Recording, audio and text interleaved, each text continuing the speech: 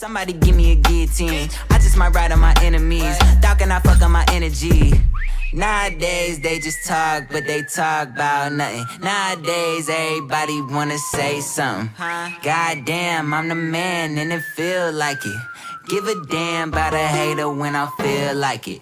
Not today, not today, not today, not tomorrow. Get out my way, please, I'm trying to get paid. Is this time to go? What is up, Earth's mightiest subscribers? It is your boy Ernie, the Blerd Without Fear. Got the homie Robo of Left Face TV. Welcome back to another round of Nerds of Culture, the 122nd episode thereof, which is crazy to think about. But before we think about that, I do want to remind you where you guys are. You are watching and I actually made sure to, I keep a list now because it's too many things. Nice. We are the Woke Breakfast Club. We are the Woke Shade Room. We are the Woke New York Undercover of YouTube. We are the Woke Justice Gang. We are the Woke Avengers. We are the Woke Hellfire Club. We are the Woke Losers Club. And you know what? As of today, we are also officially the Woke Damage Control. And Woke Damage Control. We are also the League of Extremely Woke Gentle People. All of that. Everything woke, everywhere woke, all at once. With a dash of sass on. Just a dash. So, what is up, people? I hope everybody is well. Hope you're hydrated. Hope you have taken your medications. If you have any, don't. Maybe look into it. How many people had them doing a DC Marvel amalgam crossover in Spider-Man Brand New Day? It's crazy. Who knew? I didn't see that coming. Who knew? That's crazy. It's official, y'all. Amalgam is happening. DCMU. The DCMU. It's a thing now. It's totally a thing now. And anyone who tells you that it is a thing is totally not lying. Oh, wait a minute. Let me close this. I'm gonna have to they're gonna really make me do this. Let me quit Stream Deck real fast and then turn it back on, because apparently we're not allowed to have nice things on this show until the Stream Deck is working properly, which is wild. And yes, that is in fact a wild Robo. We Who's caught that? him. we caught him. He's no you know what? Haven't heard in a long time. People are gonna start thinking that I'm treating you like a box Pokemon. Like you're just a Pokemon I caught and I just put in the box, and I don't bring him out ever. Like just motherfucker just sits in the box. Just sits in the box. Here's at the thing. at the fucking health station. What y'all At the don't Poke know Center. is that coming on this show is a privilege. And sometimes Blur's like, nah, not this week. It's like, Not this week, buddy. Stay your ass at home.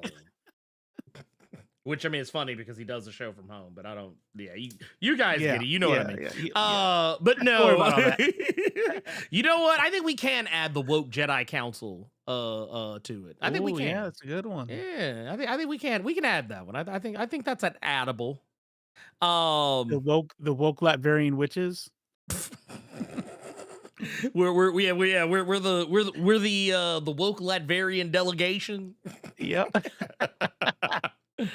Oh my god. Yeah. Yep. He's even got some beard growth. Yeah, he's like, look at Elite caught it. Blerd let me out of the gulag. He said, he said, you learn your lesson?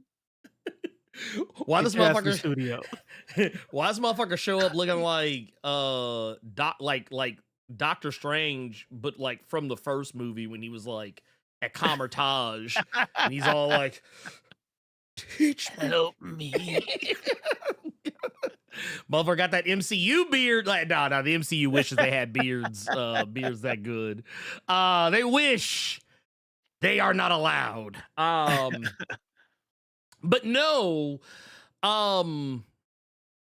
yeah, we're here. We're going to be talking, obviously, about Spider-Man Brand New Day. There will be no spoiler discussion tonight. We will only be talking about the movie from a spoiler-free perspective. And honestly, it's going to be interesting because I have difficulty seeing a universe where we're going to get to talk about that movie for very long. Because the biggest spoiler of the movie is pretty pervasive. So it's gonna be really fucking interesting. Yeah. It's gonna be an exercise. You could avoid it. Just pretend like it's 1989. If you weren't born yet, even better. Even better. And like like when you go and take a shit, just read the shampoo bottles. Mm-hmm. Read the conditioner bottles, the toothpaste. Pick up a book, learn a language. Yeah, I'm telling you right now, anybody who gets it spoiled from social media, you did it to yourself, bruh. Well, also, no, because I don't want to say anything because it'll draw too much attention to it. I'm just gonna say this. It's gotten to the point where I don't think there's any way to hide from the spoilers without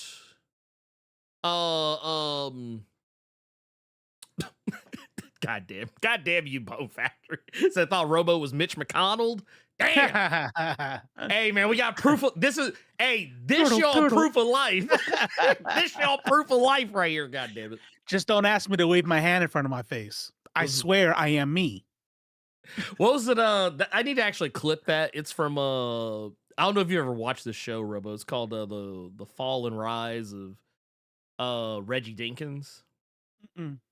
It's a Tracy Morgan show. Basically, it's shot like it's basically like it's like a mockumentary, kind of like similar like shows like The Office, Abbott Elementary. It's supposed to be like, oh, there's a documentarian film crew that's following us around, and like Tracy Morgan plays like a former football pro who was like on his way to becoming a legend. Yeah, came out last year or earlier, or maybe earlier this year. Maybe it was earlier this year. But I feel like it came out like towards the end of last year, beginning of this year. But no, but basically like he's a disgraced football pro, and he's basically trying to make a comeback, and he gets a documentary film crew to basically document his life. The only difference between this and those other shows is that the person filming the documentary is also part of the cast. Okay. And it's Daniel Radcliffe. Nice. Harry Potter himself. Yeah. Can we add that one? Can we add the woke Dumbledore's army? the woke mudbloods. The woke mudbloods or the woke Death Eaters. yeah. There you go.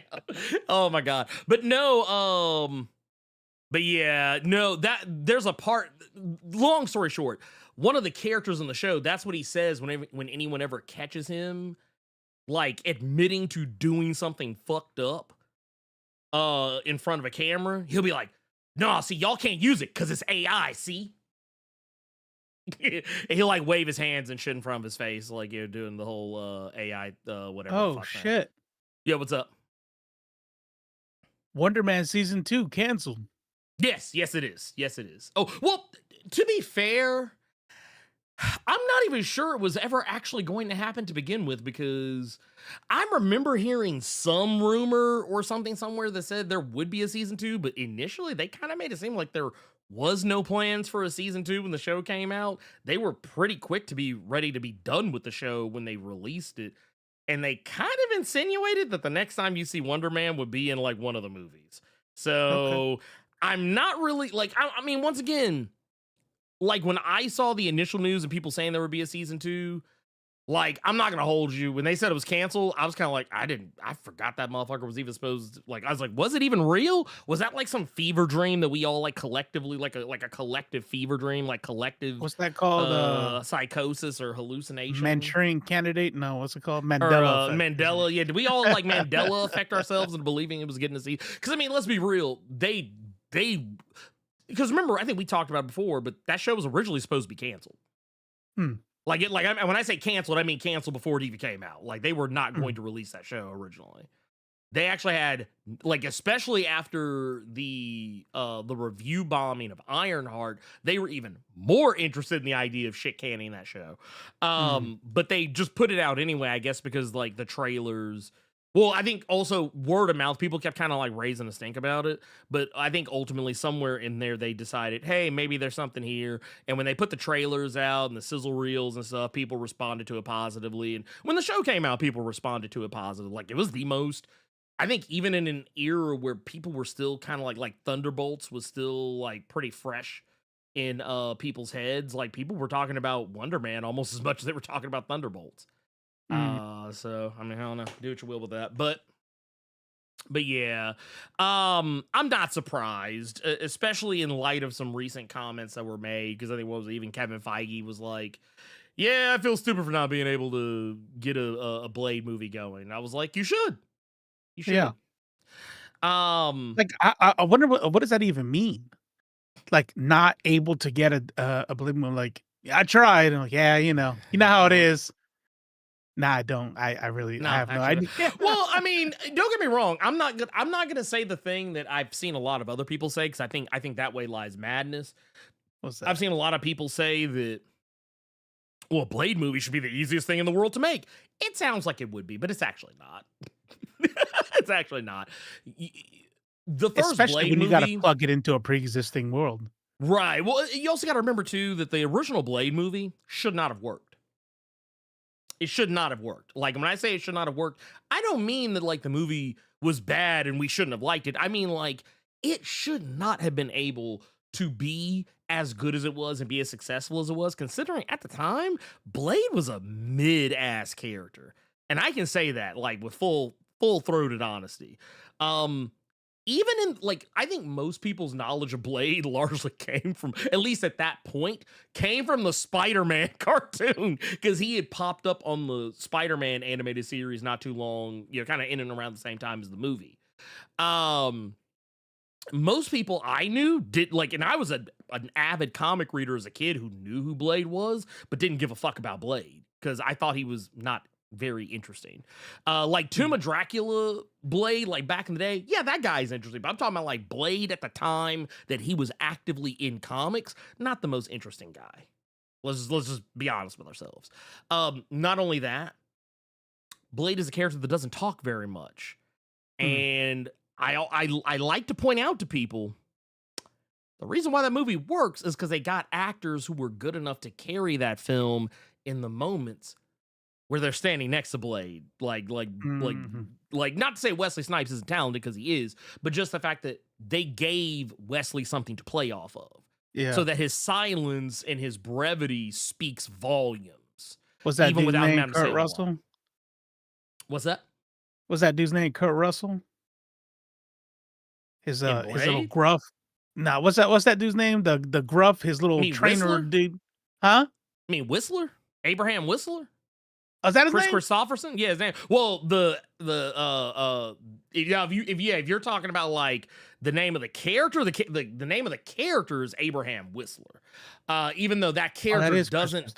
Yeah, it's Chris Christopherson. But like, but that character doesn't really exist in the comics, at least not in a way that matters. Because Chris Christopherson's character is basically a whitewashed version of Blade's actual mentor, Jamal Afari, who was a black dude. But you gotta remember, for my people who, if you celebrate and honor and cherish and worship, the church of McDuffie, then you know the rule of three. You can't have too many Negroes in a thing, or else Mhm.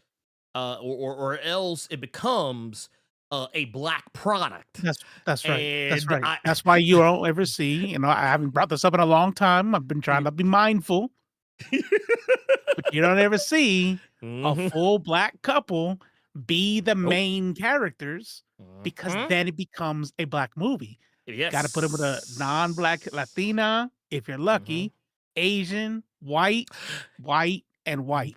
What was that show, The Studio? They even made a joke about that shit in The Studio when they were trying to, I forget which episode it was, but it was one where they were trying to figure out the casting for the Kool-Aid movie. And then they were That's like, right. That's yeah, right. and there's a Yeah. point where it's messed up because all of the different perspectives get brought in. Because at one point they're like, oh, well, no, we'll have, Ice Cube is a Kool-Aid man, and he's gonna have his wife is gonna be, I forget the name of the actress they said was play his wife, but it was a white woman, and they were like, there might be Yeah. some optics on that, and they're like, okay, well, Yeah. no, we're making a Is whole it black stereotyping family to cast them? Like, wait, no, like I think it'd be racist to not to cast not them. cast him. It's like, wait a minute, which one are we gonna do? Yeah. But no, the fact that like you had Wesley Snipes starring as the titular character Blade, and God, I'm blanking on her name right now, but was it in Bush? Is it in Bush Wright? I think it was in Bush Wright. Yeah, who played Dr. Jensen. So you had her. You also had Sanaya Lathan as Blade's mom. So technically it was already mad niggerish on that show or on that movie, just off rip. But if you would have had but the thing is, since Sanaya Lathan's character as Blade's mother, she's barely in the movie. She's like she's like one of the first things you see, like at the very beginning. You don't see her again till like damn near the end of the movie, and when you do, it's like for like 2 seconds. But then like if you would have taken Chris Christopherson out and replaced him with like a Carl Lumbly or I don't know, just pick a random black actor that was, an older, black actor, like hell, a Danny Glover for Christ's sakes, and just replace that character. Yeah, if you would have taken that, if you would have put a black actor in Chris Christopherson's place to make it comic accurate, because once again, Abraham Whistler didn't teach Blade how to be a vampire hunter. It was Jamal Afari. It was a whole Negro who was a vampire hunter who taught Blade, raised him up off the streets and taught him. Like, it's the same plot. It's just instead of being like a white redneckish dude, it's a black dude. That's the only difference. So I'm looking at the casting for Blade right now, and talk about the first one. Okay, yeah. What you see? I think it's interesting whenever like you take a closer look at something and you realize the crumbs they throw at your face, and they go, "There you go, right? We gave you a black hero. What do you shut the fuck right up there? Now. Look, you got Wesley Snipes, bam, right there. Look at it, and then Chocolate. Deacon Frost Whistler, his mother, who's in there for." Like she's way down right? on the cast Karen, list. Right? Wait, it's not Ambush, right? No, no, Ambush. She's Karen. Sanaya Lathan is Vanessa. She's the mom. Okay. She's Blade's. Yeah, she's Blade's mom. So she's barely in the movie. I don't think she has 2 minutes of screen time. Right? And then white. Oh yeah. I looked up Kevin Patrick Walls, white. Yeah, white. Yep. No, Sana Lathan, black. Black. White. And then Asian, Shannon, white. Yeah, I'm about to say, you got Shannon Lee. That's for those that is the Shannon Lee, like it's in Bruce Lee's kid. But yeah, everybody else in the movie is white. Yeah, you had two down the line. God damn, this is one of the whitest movies. With some Negroes in it. But the way they sell it is like yeah, I'm like crumbs. Crumbs. Yep, crumbs. And once again, do I and need I remind y'all here? Let me pull this up because I think y'all need to see it. But here, the rule of 3. That rule is in popular entertainment. If there are 3 black people in it, it is a black product. You can have 2 black guys, although it's a stretch. If you have 3, it's a black show. There you go. That's it. You heard it. Right and there. it's proof. Straight That's from the proof. prophet. That's Blade from the has prophet. 3. Blade has 3. And now black folks got Blade, Yep. and they have Black Panther. But when you go look at the cast of Blade, that bitch is 98.7% white. Yep. What? Well, they feel like it so don't matter. long Three. as no, and that's the thing. You can't downplay it either, because I remember how irritated people got with me when I pointed out, I was like, X-Men 97 is officially a black show.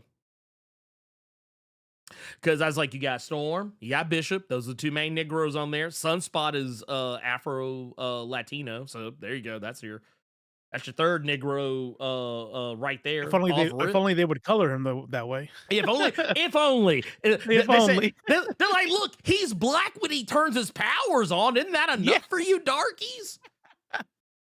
Never happy. Oh, right. Oh, and you know what? That is actually true. Chi-Town Dan brought a very important point. True. The security guard, who, if I remember correctly, was the stunt coordinator or one of the stunt coordinators for that movie. If I remember right. Somebody earlier said that he beat up a little black girl. Who's and there's a little black girl. Yeah. There was a little black girl, the Deacon Frost, which also, by the way, the more I look back on that show, I'm like, wait a minute. So he just got so he got him a little pet Niglet. That's crazy. That's crazy. That's wild work. That's wild work. The more I think back on him, it's like, okay, bro. Okay. And wait. What's this? So they kind of pulling the same BS with Children of Blood and Bone. Ain't nothing but Negroes in that. That movie is basically what was it? If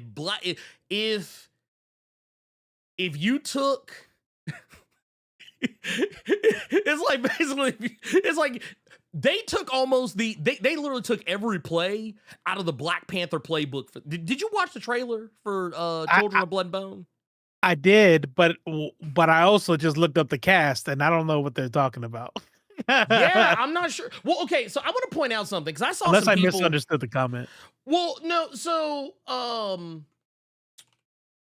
I saw this discourse going on about a week ago. This was like kind of during the time we were I think you were out.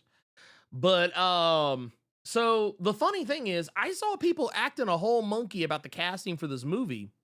But there's something, and I want to make something clear. I never read any of these books. I have no like personal experience with the Children of Blood and Bone as a series of books. However, I've talked to people who have read those books. And everyone was freaking out about what's the old girl's name? Amanda Stenberg. She plays a character in this movie. And they're like, oh, see, colorism. They're like, colorism. Okay. And I think it was because everyone thought she was playing the main character, who which, by the way, she is not.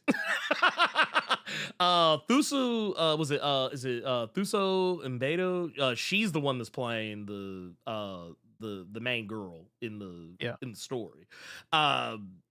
And the way it was explained to me is that the character that Amanda plays is actually kind of supposed to be maybe not quite as light skinned as her, but she ain't necessarily supposed to be dark skinned exactly. At least that's the way it was explained to me. Yeah, the main character is supposed to be dark skinned, and I don't know about the rest of y'all, but Thuso looks pretty goddamn dark to me.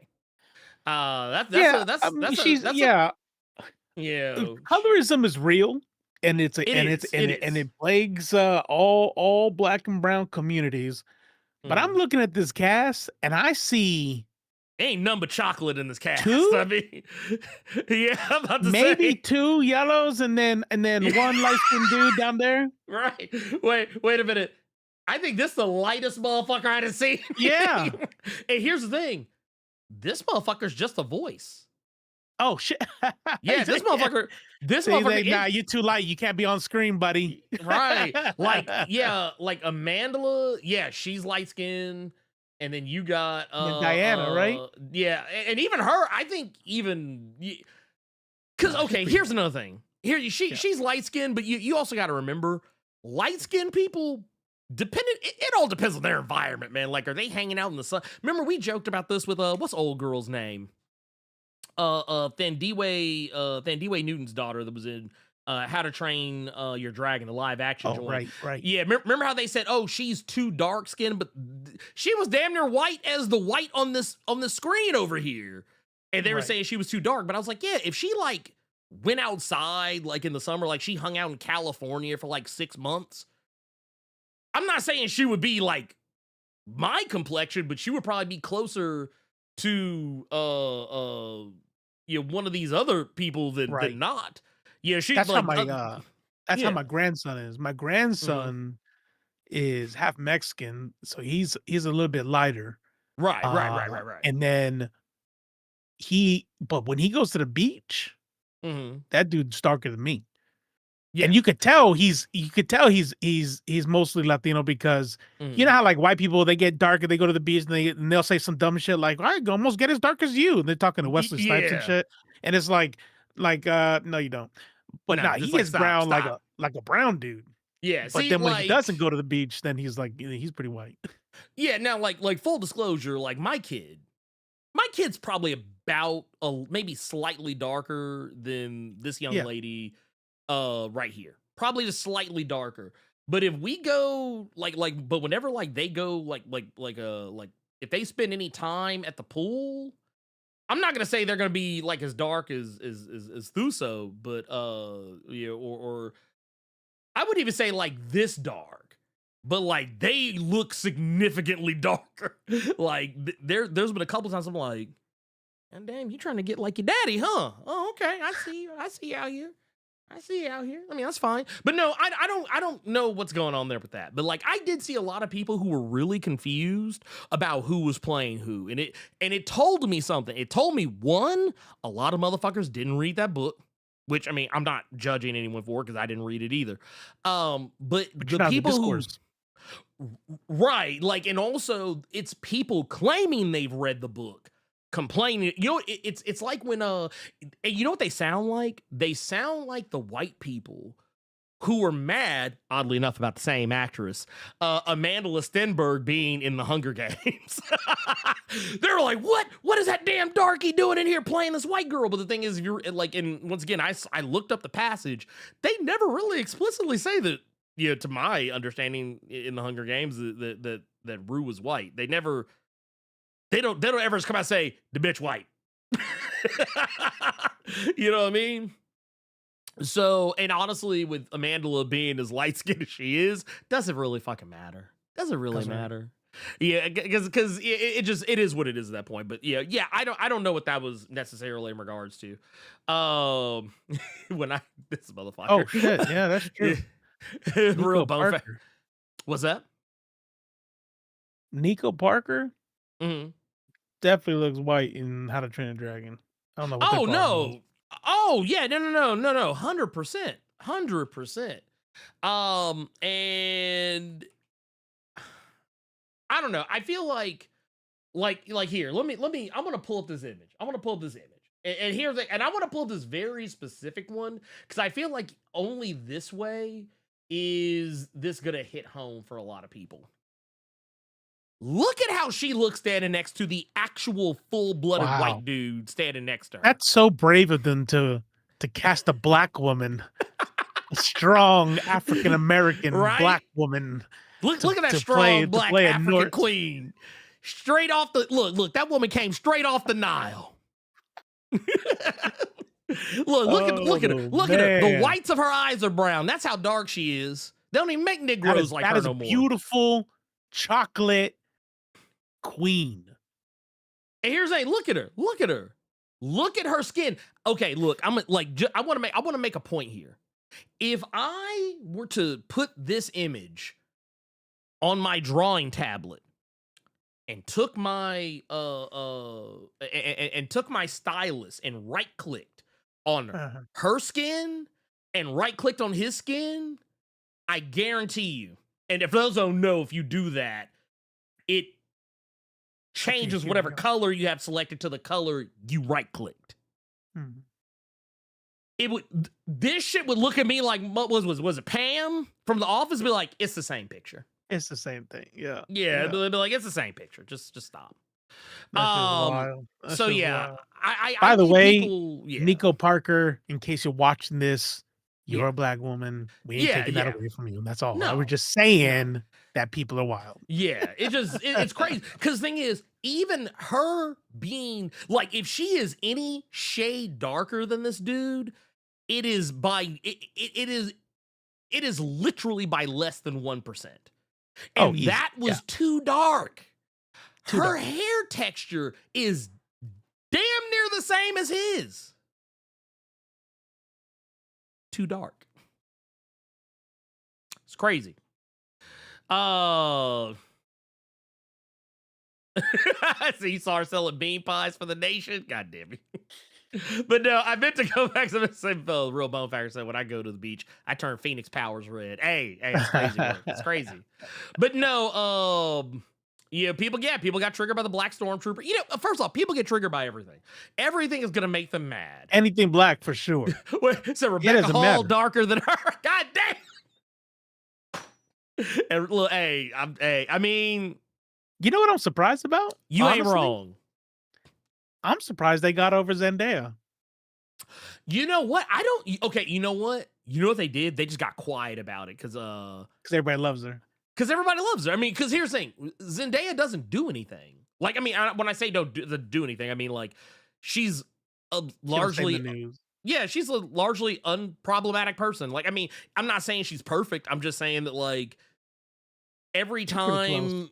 Yeah, every yeah, I mean, hey, look, look, you said it, fuck it, I'll co-sign it, but like she doesn't get caught up in the news for doing crazy shit. I mean, does she play wild characters? Yes. I mean, I think you have to look no further She's than an actor. Euphoria. Yeah, like what was that other movie, The Drama, and what was the movie about the was it tennis players or whatever? Yeah, she plays characters that get down on some wild shit or do problematic things or do stuff that people might consider risque, but she's not like she's not going on social media and calling black women monkeys and roaches and like slurs and stuff like that. She doesn't, she doesn't matter of fact, she even goes out of her way because then what was it? People got mad at her because she said that she was not going to take roles away from darker skinned black women, that she wanted that she would rather play roles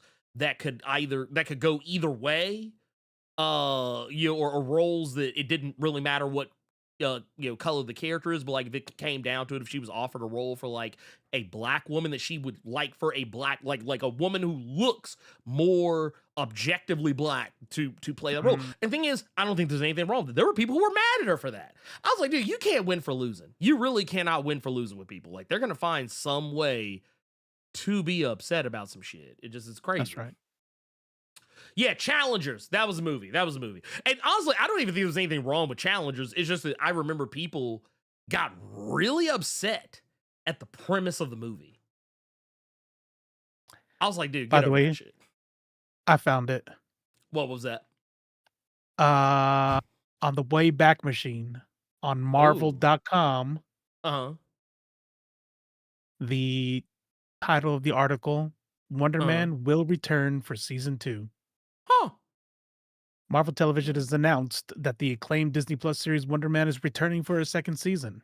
So they had announced it officially. So they announced it, but I mean, it's like, but then it was all quiet on the Western Front since then. That's right. Yeah, and then they so it's canceled. like, and the only reason I even bring that up is because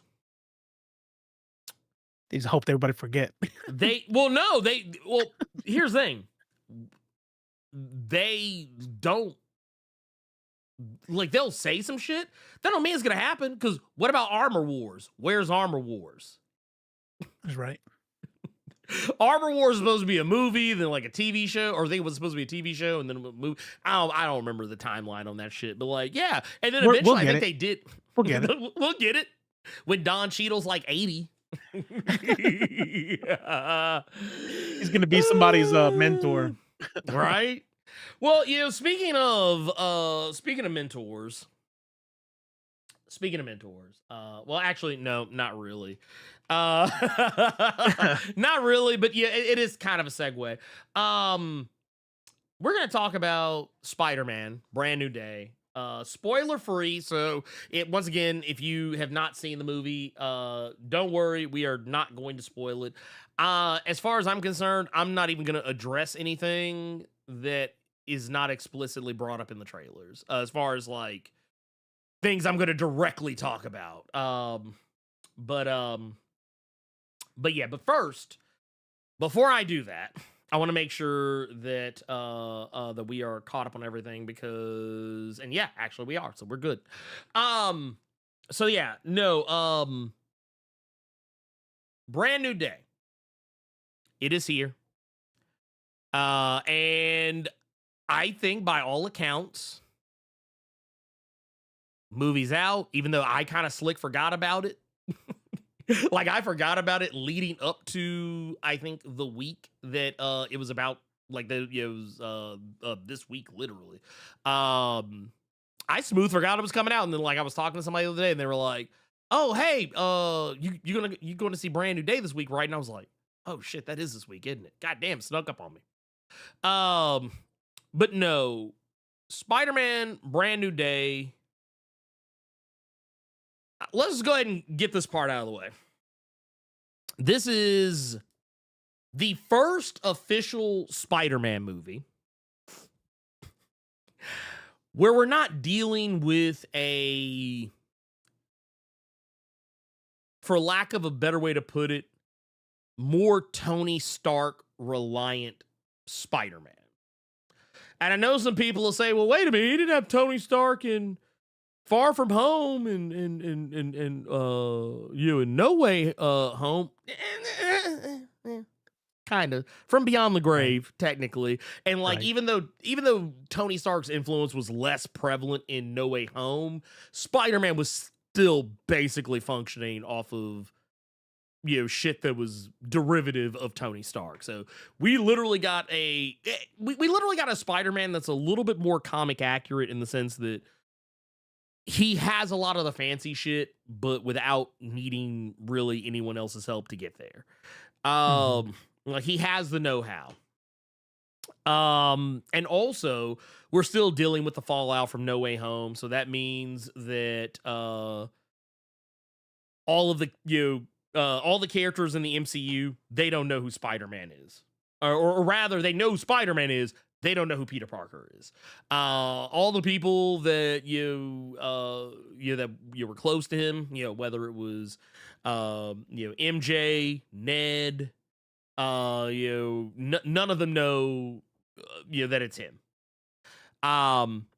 And the movie basically kicks you off with that. And this isn't a spoiler either. There is a time jump. Like there's been a pretty decent amount of time that has passed between No Way Home and this movie. So the Spider-Man that you are seeing in this movie, kind of based on some of the stuff you've seen in the trailers, this is a Spider-Man who is experienced. He is way more about his shit than I think any Spider-Man we've seen on screen by this point is. Like, he has a whole rogues gallery, as was shown in the trailers. There's the shit where we saw there's and you see like a quick scene where he's fighting Boomerang and Tarantula, and there's a couple of others that didn't get shown. We know that Scorpion. We finally get to see Scorpion actually in costume in the MCU, even though he doesn't wear a mask at all. Even though I guess technically, well, Scorpion in the comics still wears a mask, but in other shit he usually doesn't. So I don't know. Do what you want with that. But yeah, this is a Spider-Man who's about business. And as we saw, he's kind of watching as his friends are kind of living their life. Yeah, they're doing their thing. And he's basically having to accept all of this. And we also can't forget about the death of Aunt May in the previous movie. So there's all of this shit that is going on and then also the evolution of Spider-Man's powers. Like, he's got some weird mutation thing that's going on, and his powers out of whack. We don't know why. Just shit is happening. And honestly, all of that under the framework of a new villain that has hit the scene. A character whose identity has been largely kept a secret. And we are not going to talk about the identity of that character one bit. Because to do so, I will say the theater is to gasped. spoil the whole movie. Oh yeah, no. Like everybody in yeah. the theater, audible like gasp Yes. / cheer. Yeah, no, that I did. I will give that much, and honestly, I think even saying that much, it almost kind of is too much. But but I'll just say it is a surprise, and it's interesting how this character is used, how they work as an antagonist to Spider-Man, and kind of the thing that I said when the trailer came out and they were showcasing the scenes where Spider-Man is he has people like randomly approaching him and talking to him, and people are body jumping and shit like that. And I basically said, I was like, oh, this is basically like if Fallen were in the MCU. Like, that's basically what this is. Mm-hmm. And yeah, that's what we got. Sort of, not really. Kind of, sort of, but not really. There's a very similar dynamic. And there are like, some moments that are kind of very, very, very, very fucking similar to the movie Fallen. For those who don't, if anyone is unfamiliar, this is a movie that starred Denzel Washington. It's like the closest thing I think he's ever made to a horror movie. As I'm sitting here kind of like thinking about, I'm like, has Denzel Washington ever been in a horror movie other than Fallen? And I honestly can't rightfully think of one.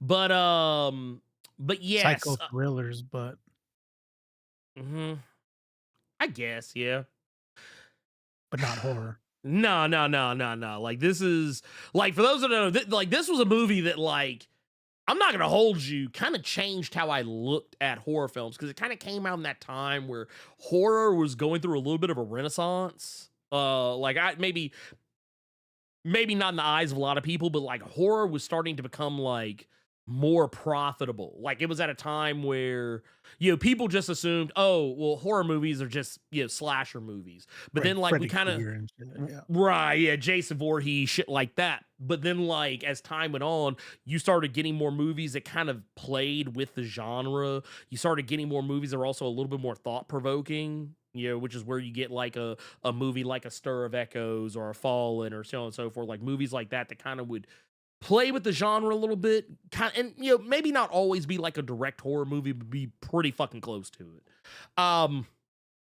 Movie is fantastic. It is basically about a demon named Azazel, though some people would probably prefer I say Azazel, but or Azazel, whatever.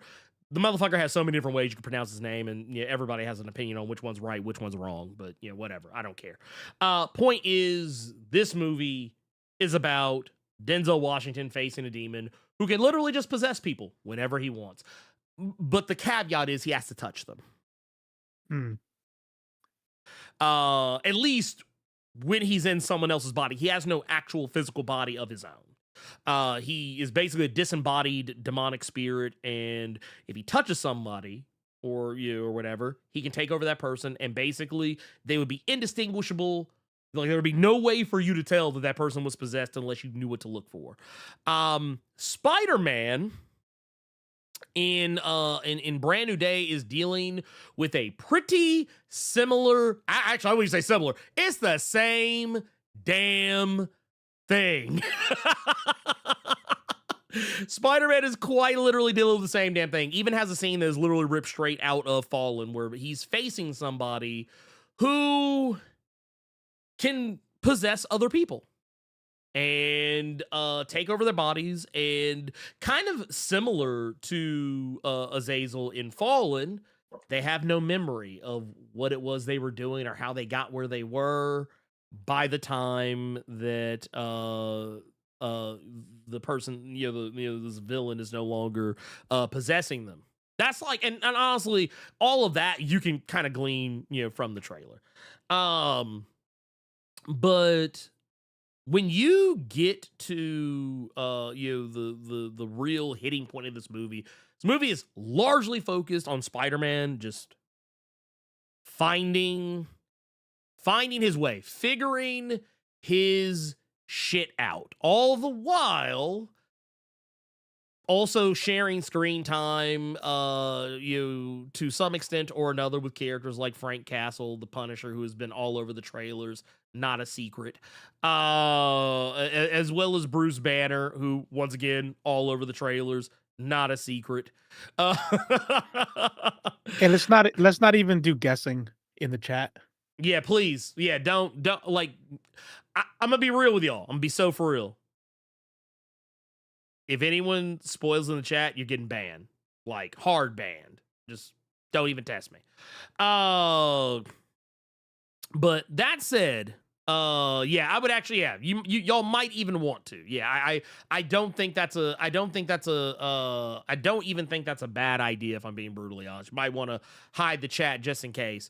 Yeah, because like I said, the movie literally just came out. So we're not, and also I think it should be, I shouldn't have to say this, but considering the fact that I literally have on the title of this video, spoiler-free review, that should be your sign. But do with that information. Yeah. I will say this much about the movie. 11 out of 10, we're back, baby. Wait. Are we back? Or are we back? Dude, are we like how? Like we're John. So what you're saying is we're John Wick back. Yeah, we're like, I'm thinking I'm back. Yeah, we're back, baby. Let me tell you all something, chat. I'm telling you right now, that feeling you had, that that we say that we've lost, and I haven't felt that since Endgame. Things have been kind of We're back, baby. Oh yeah, look, I'm like Idris. Like I'm talking like we're the Wire back. Should have put the word out there that we back up. Yeah, we back up. We back up. Hey, look. The MCU has not been this good in a while, and I'm gonna be brutally honest with you. Well, and I say this mostly in jest because I actually think the MCU's been putting out really good movies even after Endgame. But I think for like the people who are like the diehard haters, even they kind of have to sit back and admit Brand New Day is pretty good. Like I would even go as far as to say I think it's the best Spider-Man movie we've gotten out of the MCU. My personal 100%. Opinion. 100%. Not even close. Yeah, 100%. no. And it's because this movie stands on its own. Mm-hmm. It doesn't help if you've watched Daredevil or the Punisher one shot, or watched any of the previous movies or anything. Yeah, sure. But I feel like if you were just somebody who came straight up off the street, like has never seen a Spider-Man movie before and watched this, I don't feel you really have to have. Maybe No Way Home for context, but like even the movie pretty much gives you the cliff notes of No Way Home. Mm-hmm. At the very beginning. So like even if you were like a lapsed MCU fan and you didn't bother to go back and look up anything or watch anything, you could literally walk into it. Like case in point, and I think the Spider-Man movies have largely been really good about that because they did it with Far From Home. Like if you didn't watch Avengers Endgame, God, or Infinity War, whatever, God help you if you didn't, but they address the events of the Avengers movies and keep it pushing. Like they do it very quickly and just like back to our shit and keep going. The only movie I'd say you need to watch is the last Spider-Man.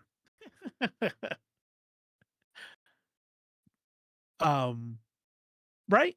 Uh-oh. I would 110% agree. Oh.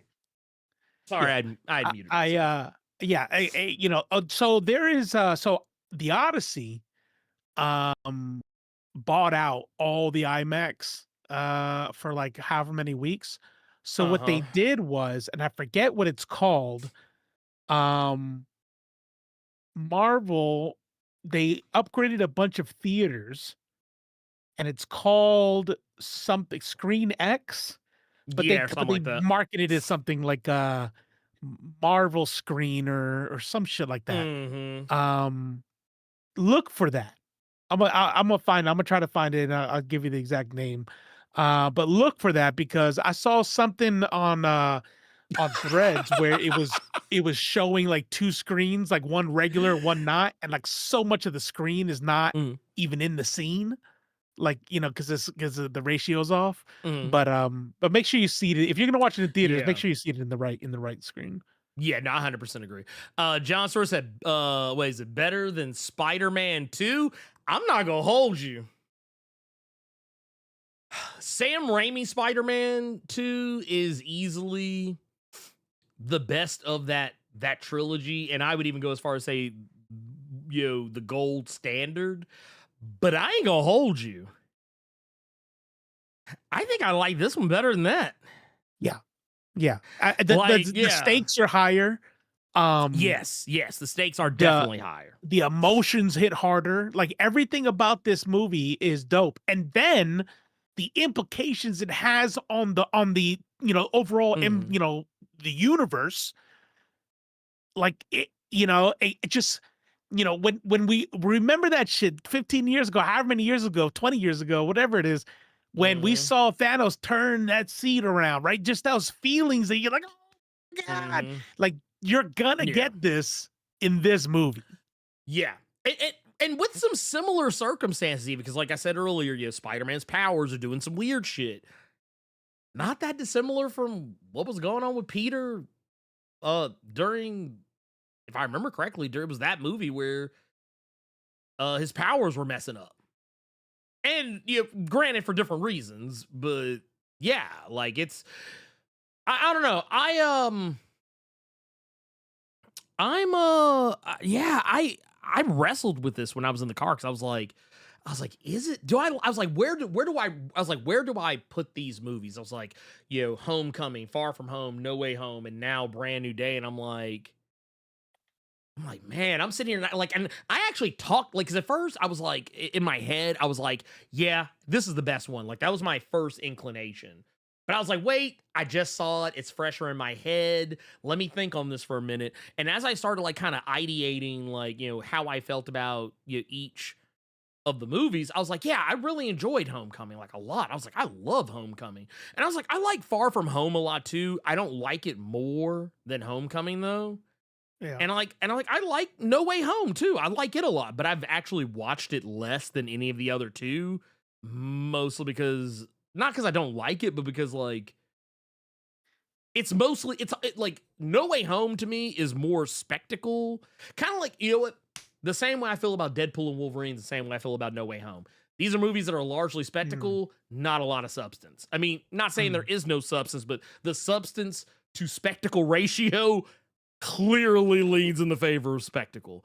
Right. And the more I thought about it, I was like, this is the first complete Spider-Man movie in the MCU.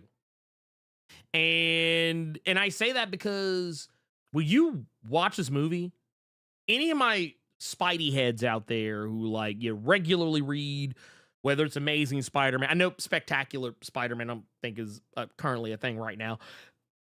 But like if that was a thing, like they had all the various and sundry Spider-Man books, I promise you would watch this movie and be like, yep, feels like a Spider-Man comic because Spidey is going out, doing his thing.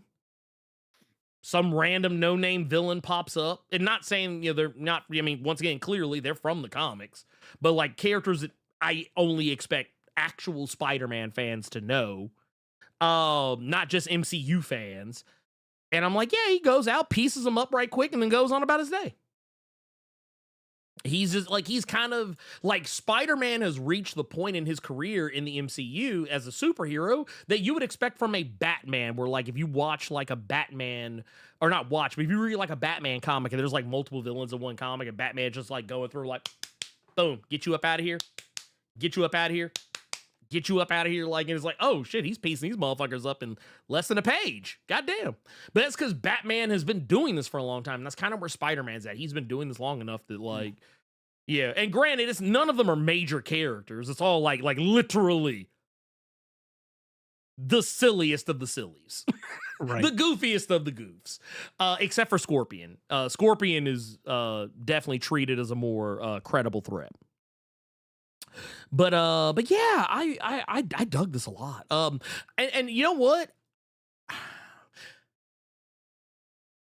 Without going too terribly deep into it, I also really liked the villain of the movie.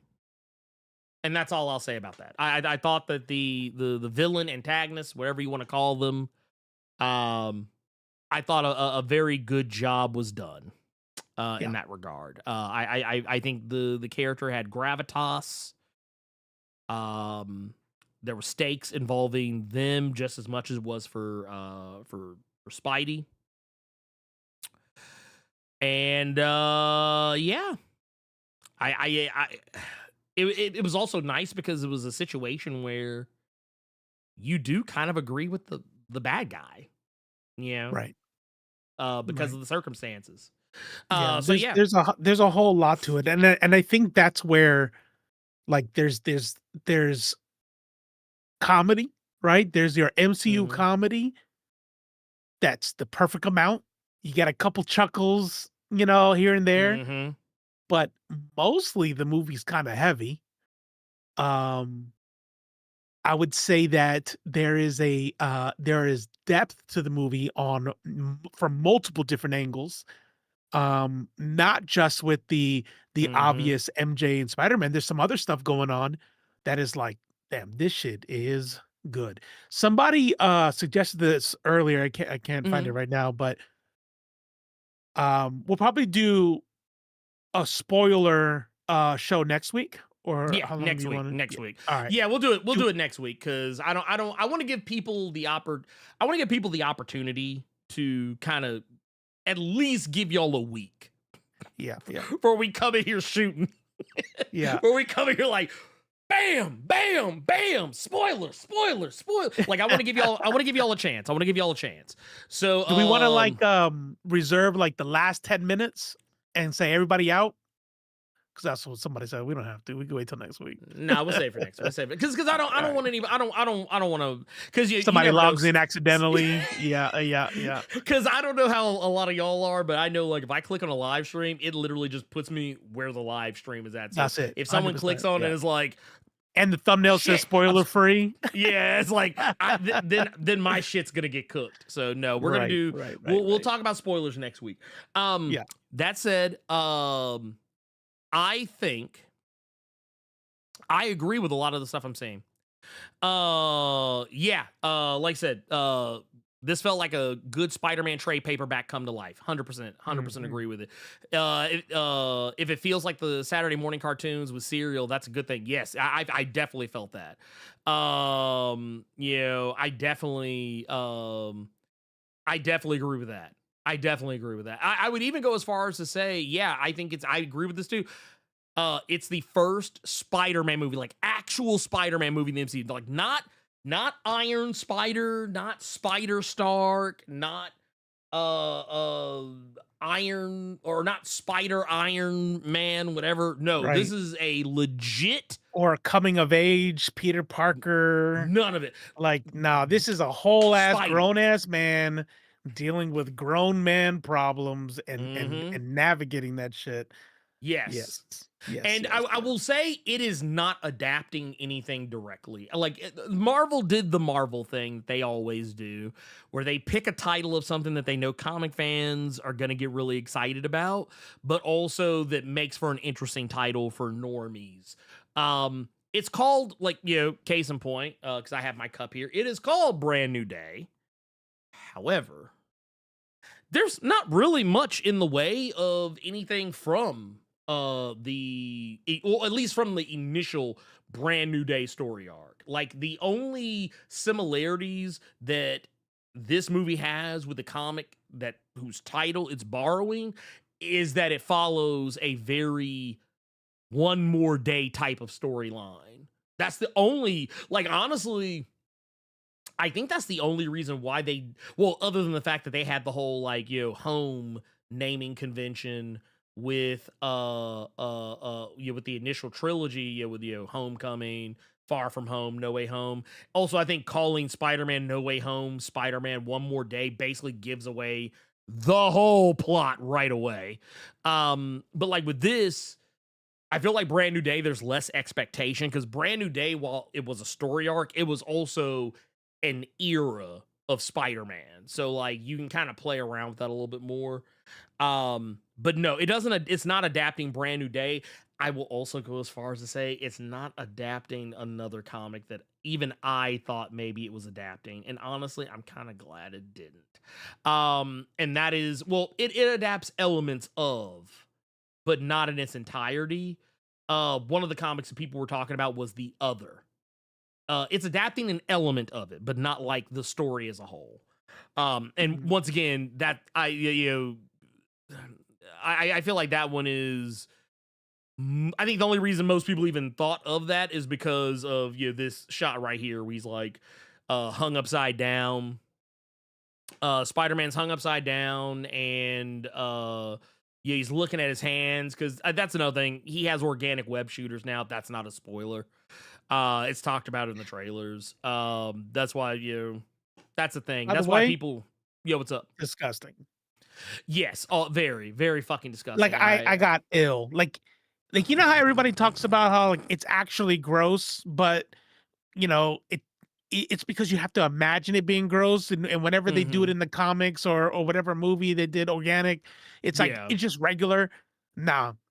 Yeah. No, they let you know. That's just kind of gross. Yeah. Like you do get like this shot right here is literally straight out of the comics, more or less. That was the whole like, hey, he's in the cocoon and whatever, he's gonna pop out of it and his body is gonna be changed or some shit like that or whatever the fuck. And it's it's interesting how they address it, how they treat it. How they treat the entire changing of his body and things that are going on with him. But I don't want to spend any time on that because that does also kind of lean into the spoiler territory. Yeah, man, it was great. It was great. That is a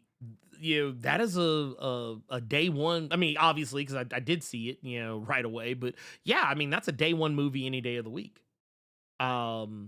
And you know what? That's another thing. It didn't waste a lot of time trying to set up something else. Like, this was a movie that literally is focused on what is in front of it. It's not thinking about Avengers Doomsday or Secret Wars.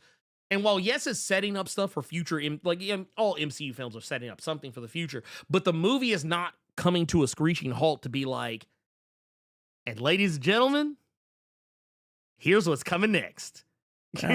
Like, it's not doing the Rocky and Bullwinkle. Now it's time for something we think you'll really like. It's like, no, we're focused on the here and now. Like, we're focused on the here and now, and I love it. I absolutely love it. We got one here. This is Michael John Raleigh with the 5s. Is going to see both Spider-Man and Odyssey on Sunday. Without spoiling anything, should I see Spider-Man in the AM or PM? I don't think it matters. Now, I don't think it really matters personally, but I think because Odyssey is a 3 hour, I think it's like 3 hours and some change. Fair. I would actually go. I tell you what, because Odyssey is so long, Spider-Man's only like a half hour shorter, I think, or maybe a little more than a half hour shorter. I would probably save Spider-Man for last. So yeah, I would go see Odyssey early on because after Odyssey, you gonna need some lunch or some dinner or something. Yeah. So yeah, I still, yeah.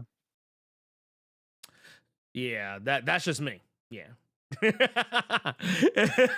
I am me says he's a growing boy with the 199. You ain't lying. I mean, he's I mean, shit.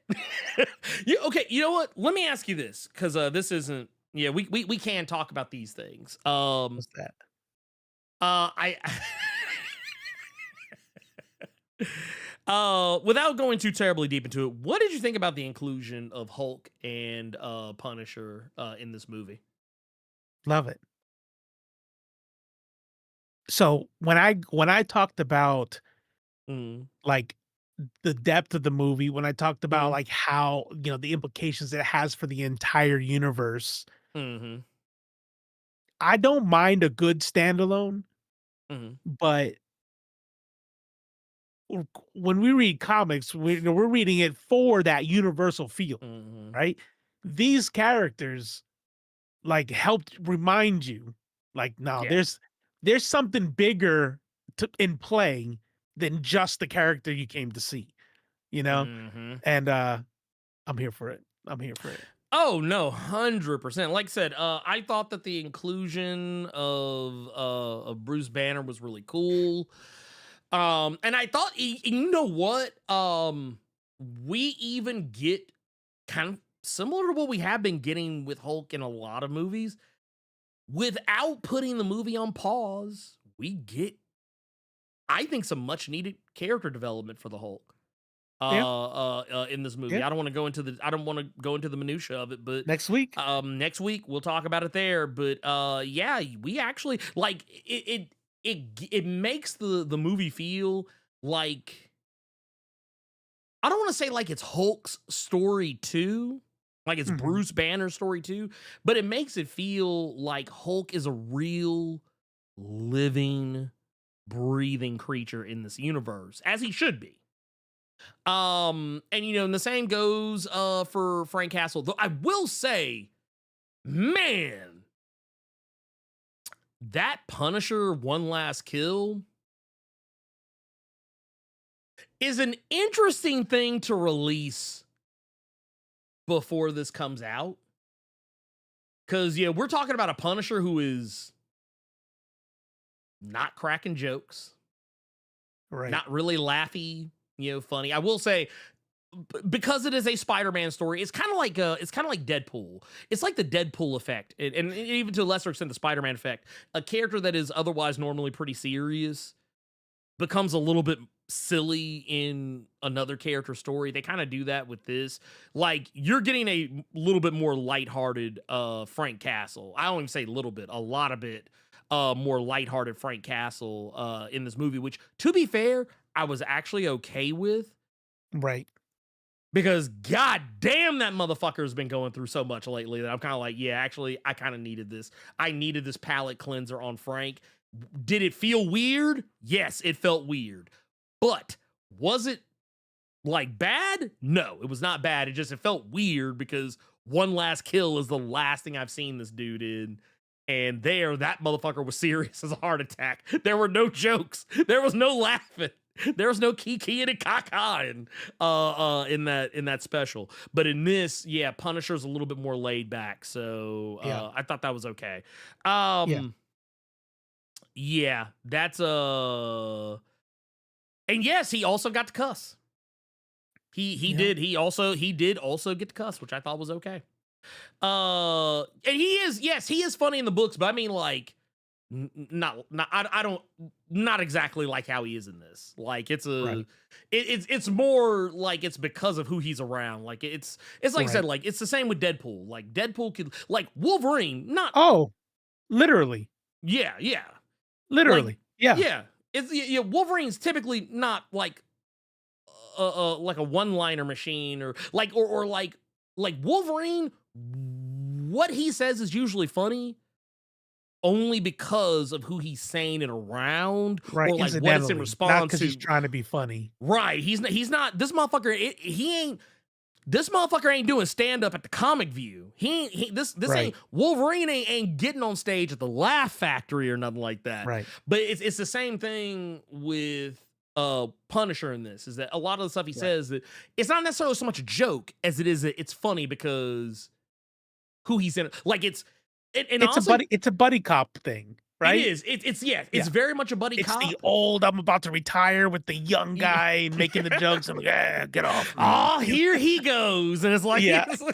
and also I just want to say Tom Holland and John Bernthal played off each other spectacularly. Like Absolutely. I don't, have I ever seen them in anything together before? I can't. Nothing immediately leaps out at me, but I'm not gonna hold you.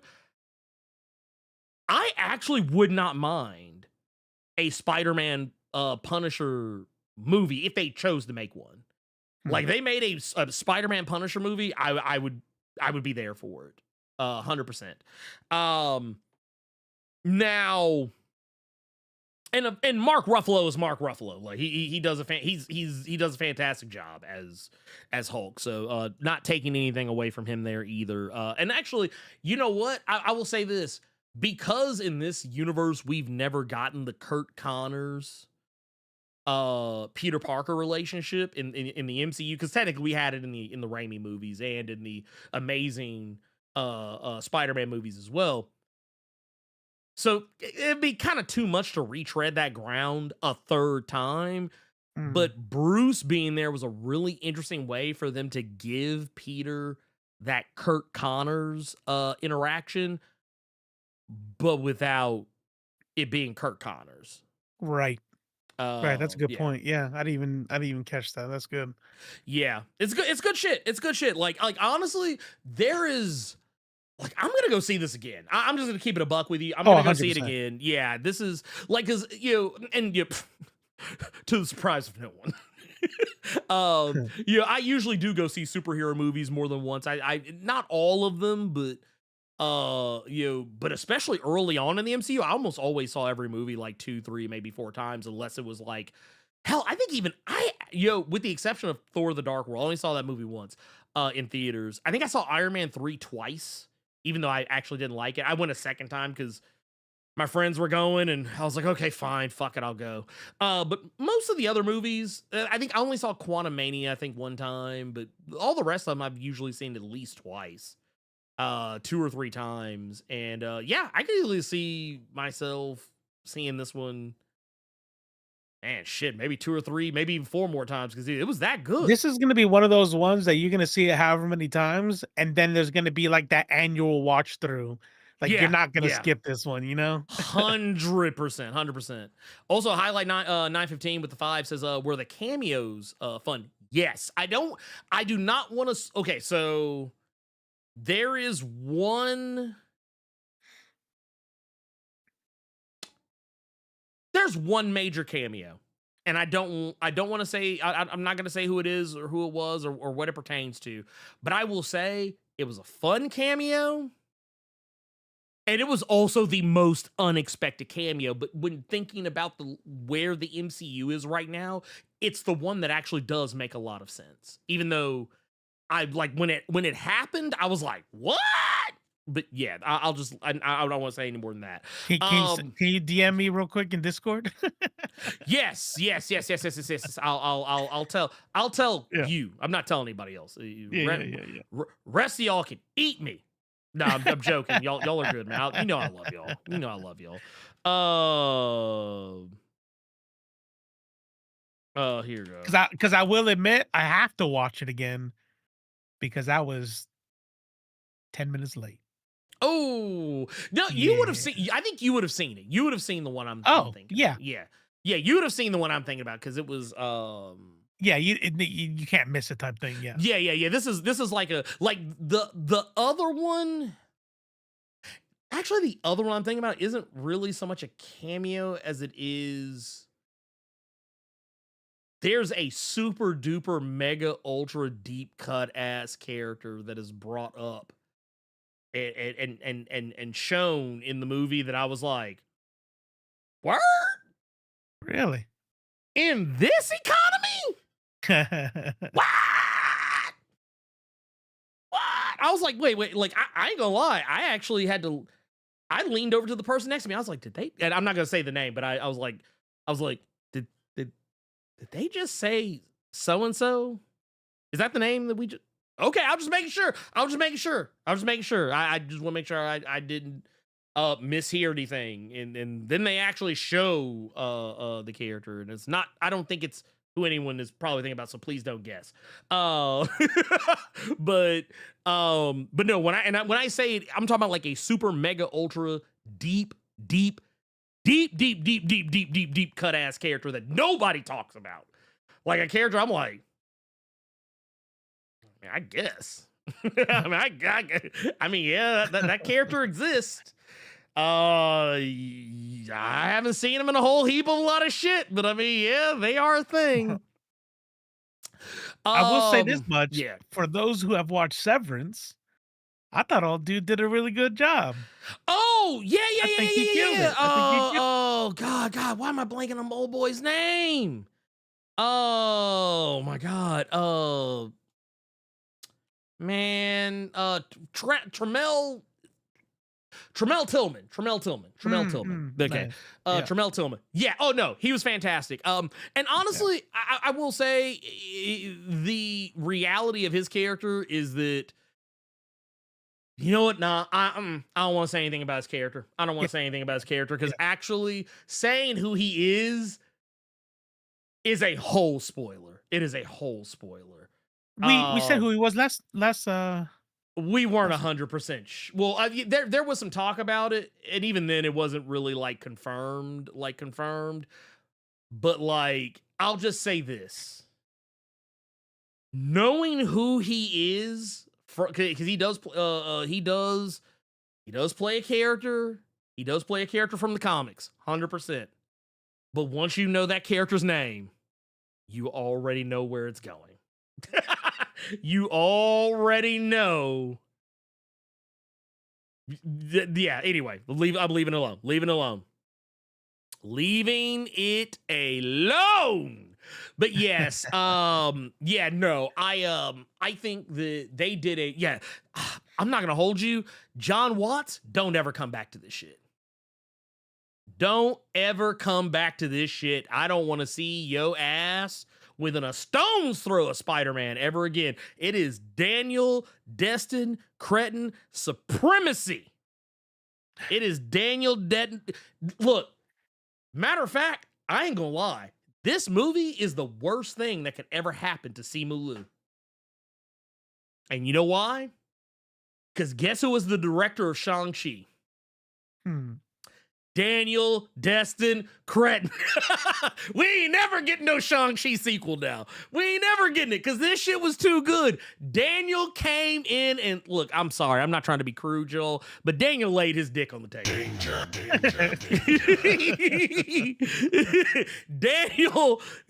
Daniel came in and said, splat out. That's what we doing. He pissed all Now over his what? head. It's mine. It's mine. Yeah, I put my he's like- pheromones on it he's now. like- You know what he did? What was dude's name in The Boys? Was it Love Sausage or whatever his name was? Dude had like he just did that shit. He was like, now what y'all gonna do? Put the whole Now what print you on gonna it. Oh yeah. Look, this motherfucker laid his dick on this movie so hard. They had there were multiple HR calls.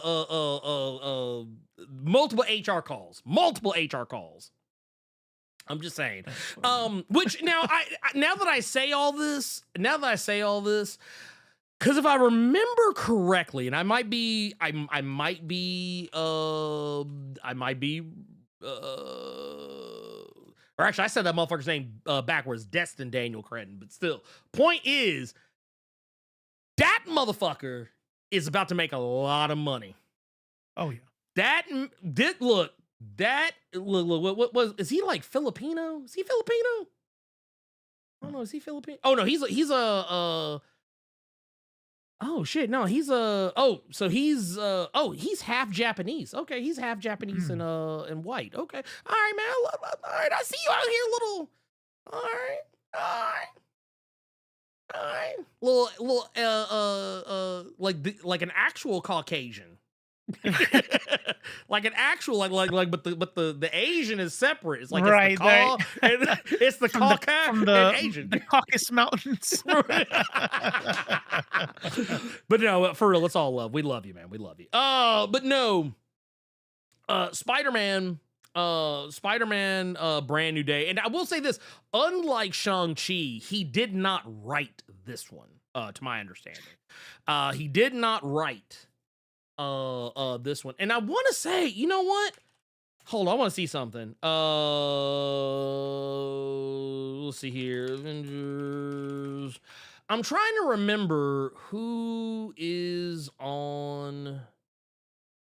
Because I think, did he not do something with. No, I remember now. He was originally supposed to do one of the Kang movies or one of the Kang related movies at one point.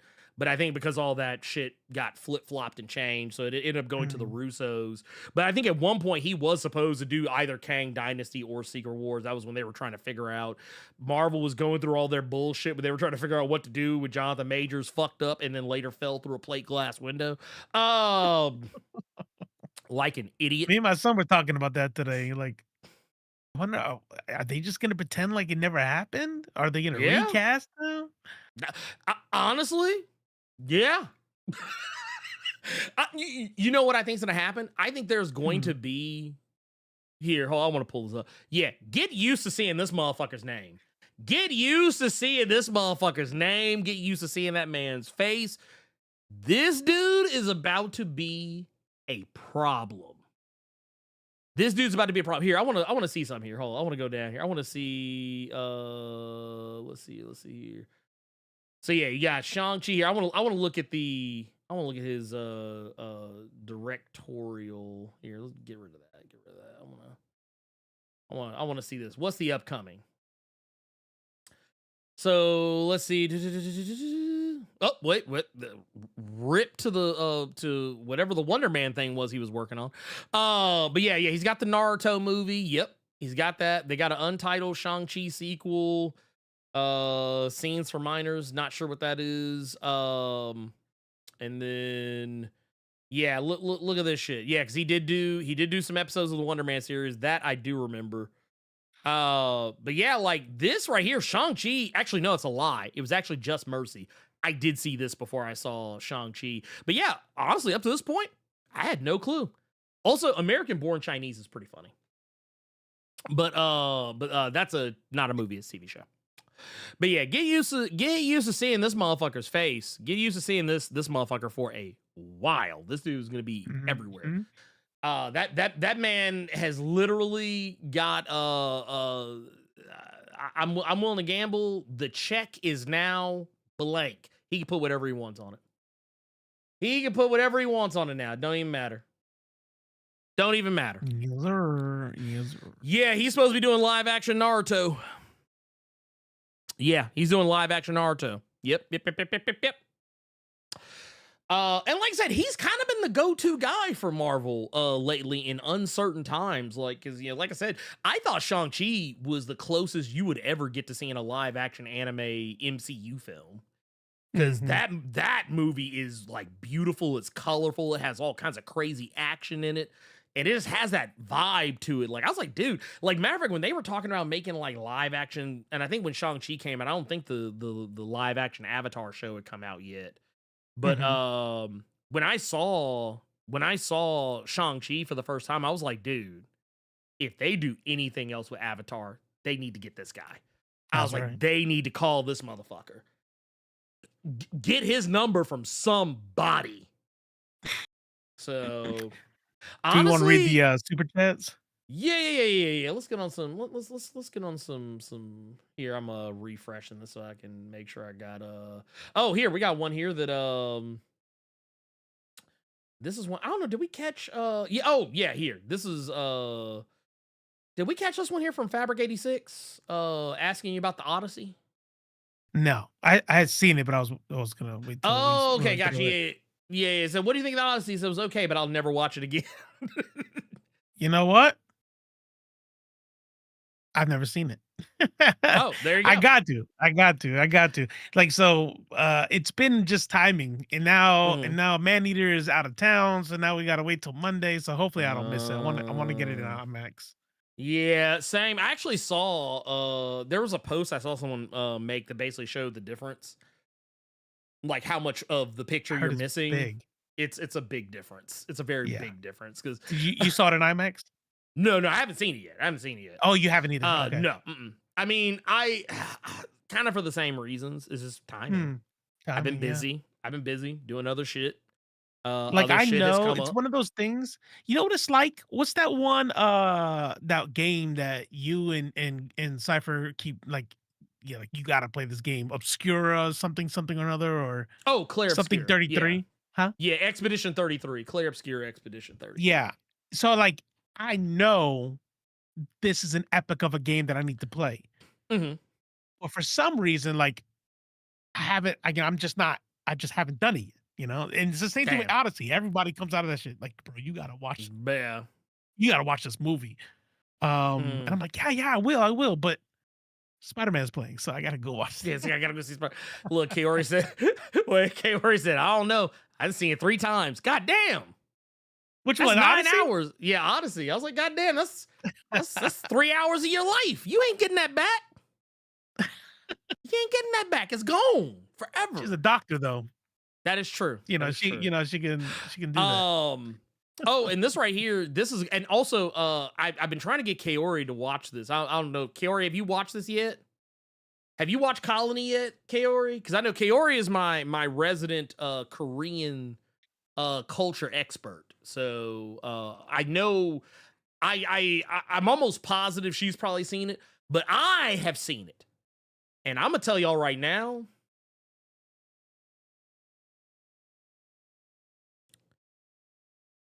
Look. He said, bring it in. What's that dude's name? Yeah. He's like, Look look, closer. look close. Look, I know y'all are tired of zombie movies. I know this. But this shit right here. This shit right here. This shit right here is gas, my boy. I saw the trailer for Absolute it. gas. Ooh, good. Honestly, I've watched Colony for I was sitting here, I just thought about something. I ain't shit, because Colony is like 2.5 hours, just about. And I've actually watched it 3 or 4 times myself, so I can't That's say the one. shit. Is that the one where we saw like that, that there was like monsters and shit, but there was also like that Attack on Titan looking chick that busted out of the building? No. Okay, so no. I know what that's Hope. I believe the movie's called That's Hope. what it is. Now that But shit, no. I'm like, Colony is by the same director who did Train to Busan and Peninsula. okay. And they're not, as far as I can tell, they're not connected. Because the zombies work very differently. Right.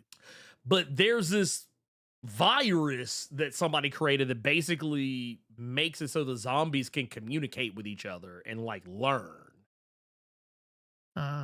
And it's based on some real world shit. Like it's, I mean, not, Are they obviously doing not zombies. Last but of Us mushroom stuff? Fungus stuff? More like, sort of, but more in the direction of ants.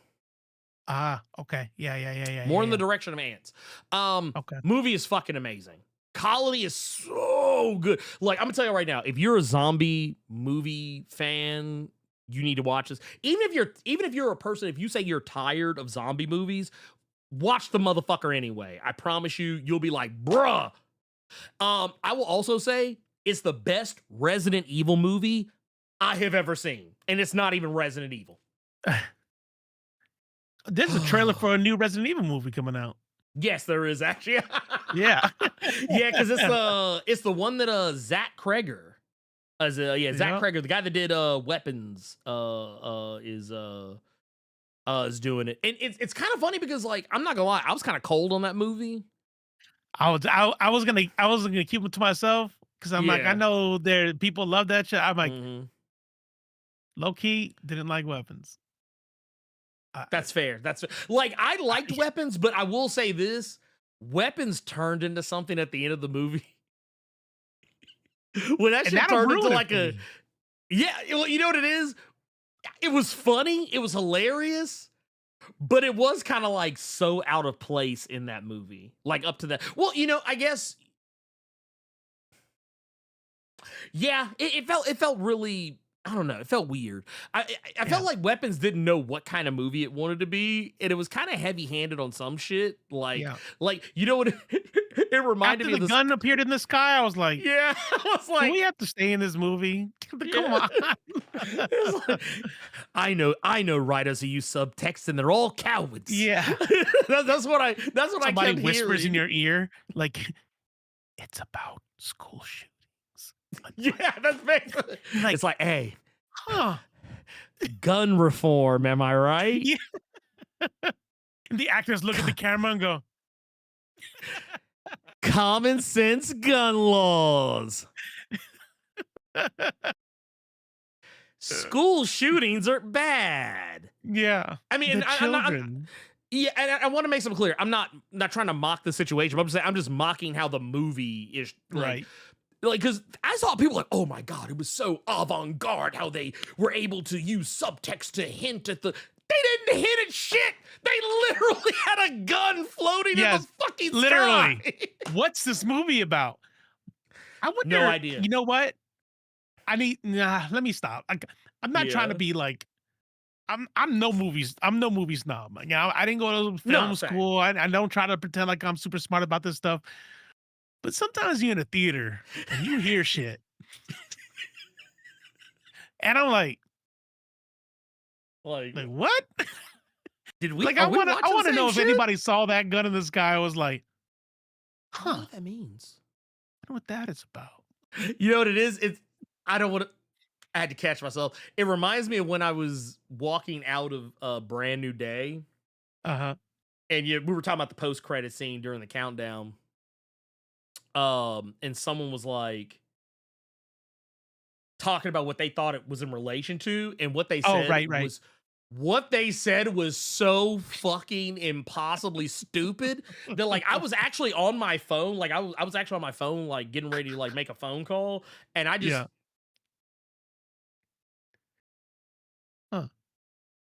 Okay. Did that motherfucker just say the impossibly stupid shit that I just. You know what? Let me go to my car. Let me go to my car. The kind of people, and if you're in chat, I just want to let you know I love you anyway. Yeah.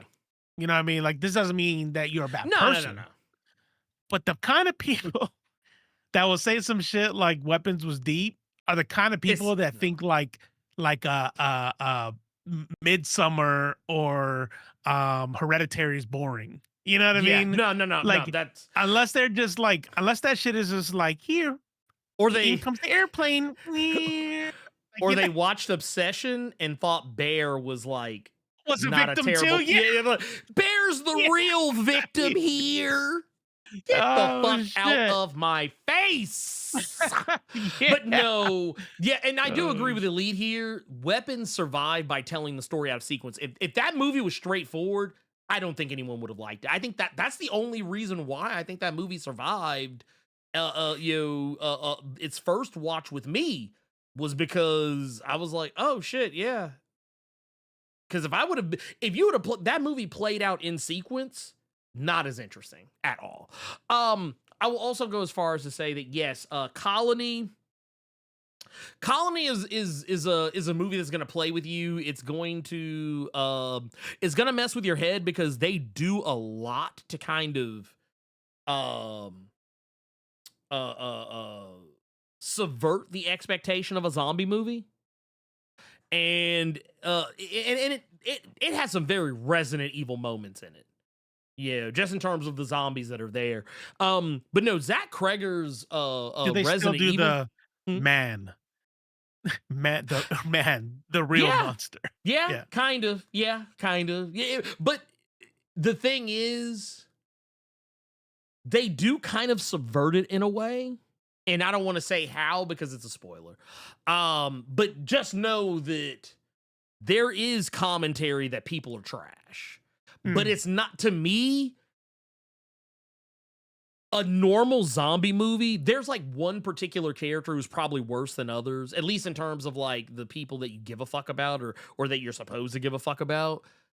He doesn't get a lot of screen time. Like he's a jerk and everyone points out that he's a jerk. No one ever, there's actually a couple of characters like that who like kind of go into business for themselves, or characters that get real selfish or do silly shit that like, it's like, dude, if you just would have played ball for 5 seconds, you would have made it. Like there are moments like that in the movie, but ultimately it's not, in my opinion, not as heavy-handed as a typical zombie movie. But I will say, if you liked Train to Busan, I did, yeah, or Peninsula, the sequel to that movie, if you liked either of those, you'll probably love Colony. You'll probably love Colony. That said, it's the typical, it's everybody sees it. Can't resist. Bear being a victim makes my ass itch every time I hear. But no, it's hilarious though, because the people I see saying it, you just told me you did see the movie, or if you did, you yourself are a piece of shit. Because I'm gonna tell y'all right now, Bear is. Like, I know that the movie plays up the girlfriend as she's the dangerous one, but no, Bear is the dangerous one. And I've seen some men talking about that movie, and I'm just like, bruh, Now you hit the nail on the head earlier. What you said at the beginning of that, you said, oh yeah, they're either stupid or they're pieces of shit, and I guarantee you they're pieces of shit, because 100%. The whole like, oh, this movie's gonna be about a crazy, like, oh, he's got a crazy, woman, bitches be crazy, type shit, or something, and I'm like, you watch it, like, oh, it's not about that. Right? And they and they kind of just fucking tell you, right? Yeah. It's not me. Kill me.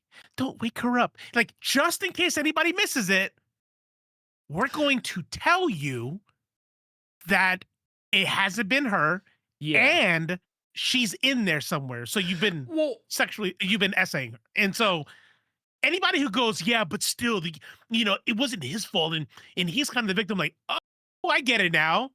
He made a You're wish. a piece of shit. You're a piece of shit. Got it.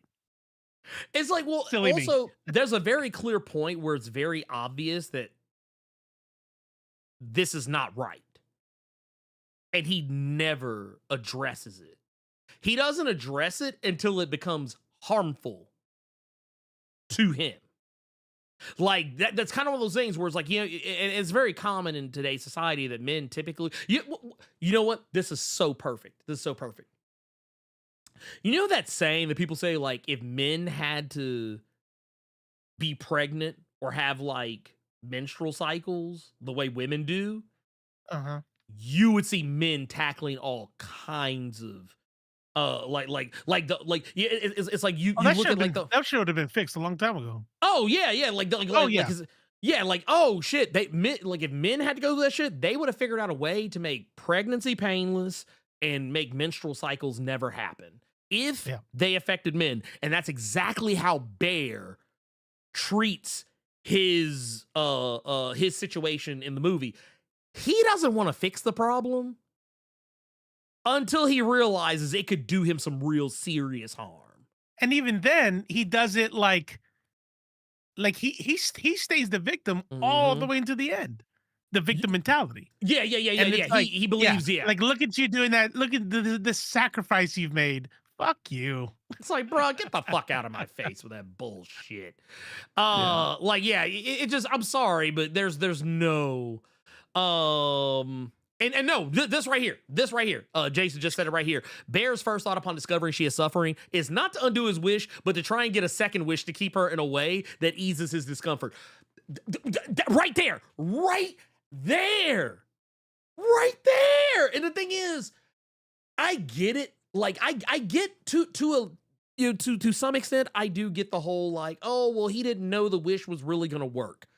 Fair. Okay, I get that, but also I think it says a lot about him that the way he worded his wish was so fucking selfish. He didn't say, I wish that she loved me, or that she wanted to, be with me. He said, I wish she loved me more than anything in the world. That's a good point. That's a very fucking specific way to say you wish someone was with you. So, here's the only space I'll give Bear. Whenever people talk about this, I said it's a Bear to Griffith. Wait, what's Griffith? Oh wait, you know what's fun? Wait. I'm trying to see too, because what is it? Griffith. I'm trying to think what that might be. Also, no, I did. So here's a funny thing. Kaori, I actually started watching it again. Joke's on you.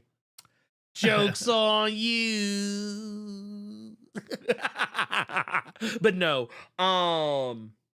Wait a minute. Griffith. Wait, which?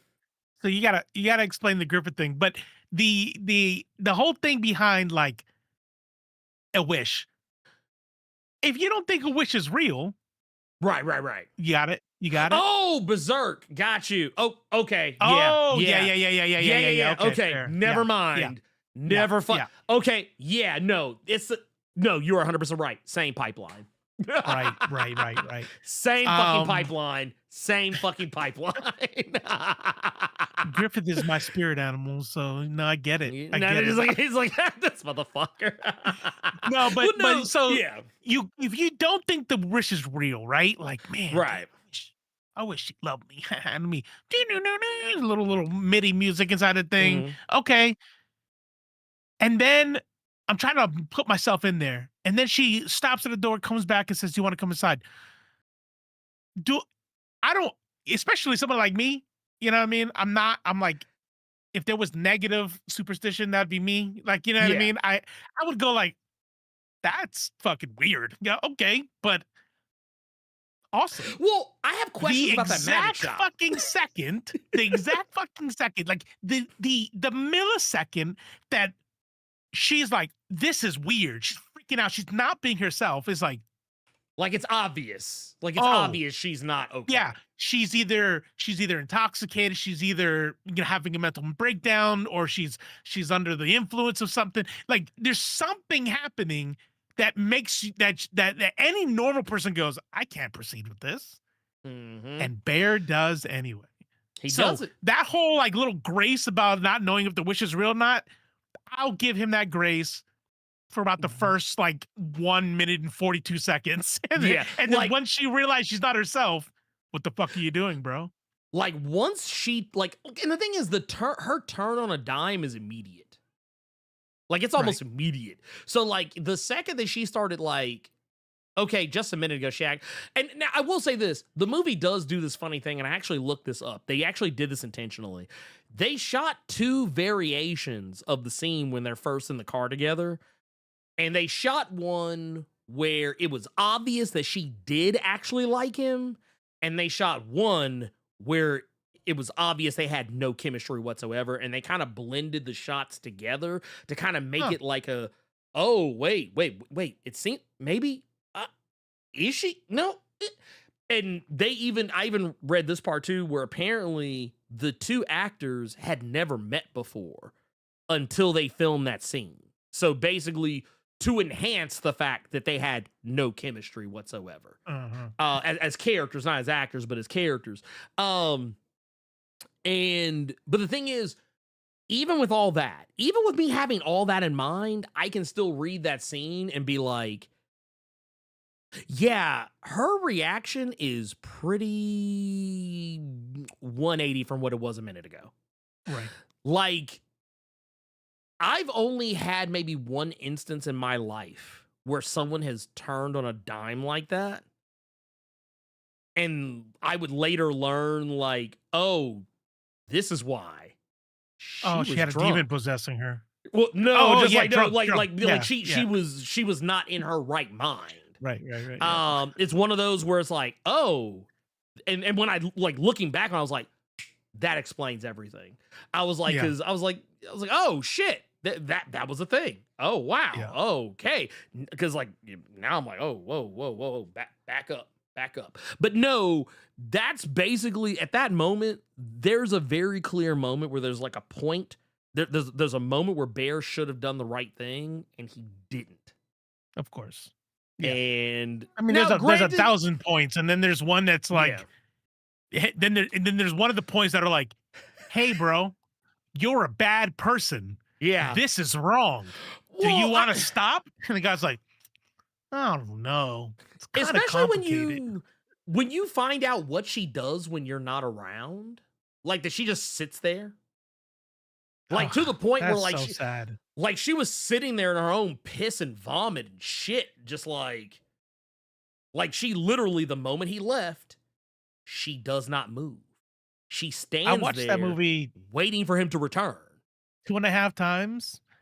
Because one time my It's daughter hard. was out there watching it, and I just walked through it, and then I watched it another full time. Somebody was visiting. Mm. The watching it through again, knowing everything, is worse. Yeah, because you Like see, it's like, oh, she's in there. Yeah, She's in there. she like but she's a passenger. The dead face when they're doing it, like one of those times, and then he's like on Yeah. her, and then she has that dead face. It's like, oh, I get it now. Like, oh, this is so fucked. It Bad, gets bro. way worse when you do a watch through again. It Oh, sucks. it's I'm not gonna lie, it's a hard movie to like. It's a hard movie to watch a second time, and I love it. I love the movie. I think it's great. I've watched it a couple of times. Yeah, by it's a now. good movie. Yeah. But yeah, like when you watch it that second time, it's like what was it? There's a TV trope for I forget what they call it. That was basically what we just said. Like it worse on the like basically worse on the with the benefit of hindsight, or worse when you rewatch it or whatever. Because like it's like you know everything, and you're like, dude. Not only that, you see all the other signs that are coming from some of the other characters. I will say this: it's obvious that the other girl really fucking liked him, and how he never noticed that I have no fucking clue.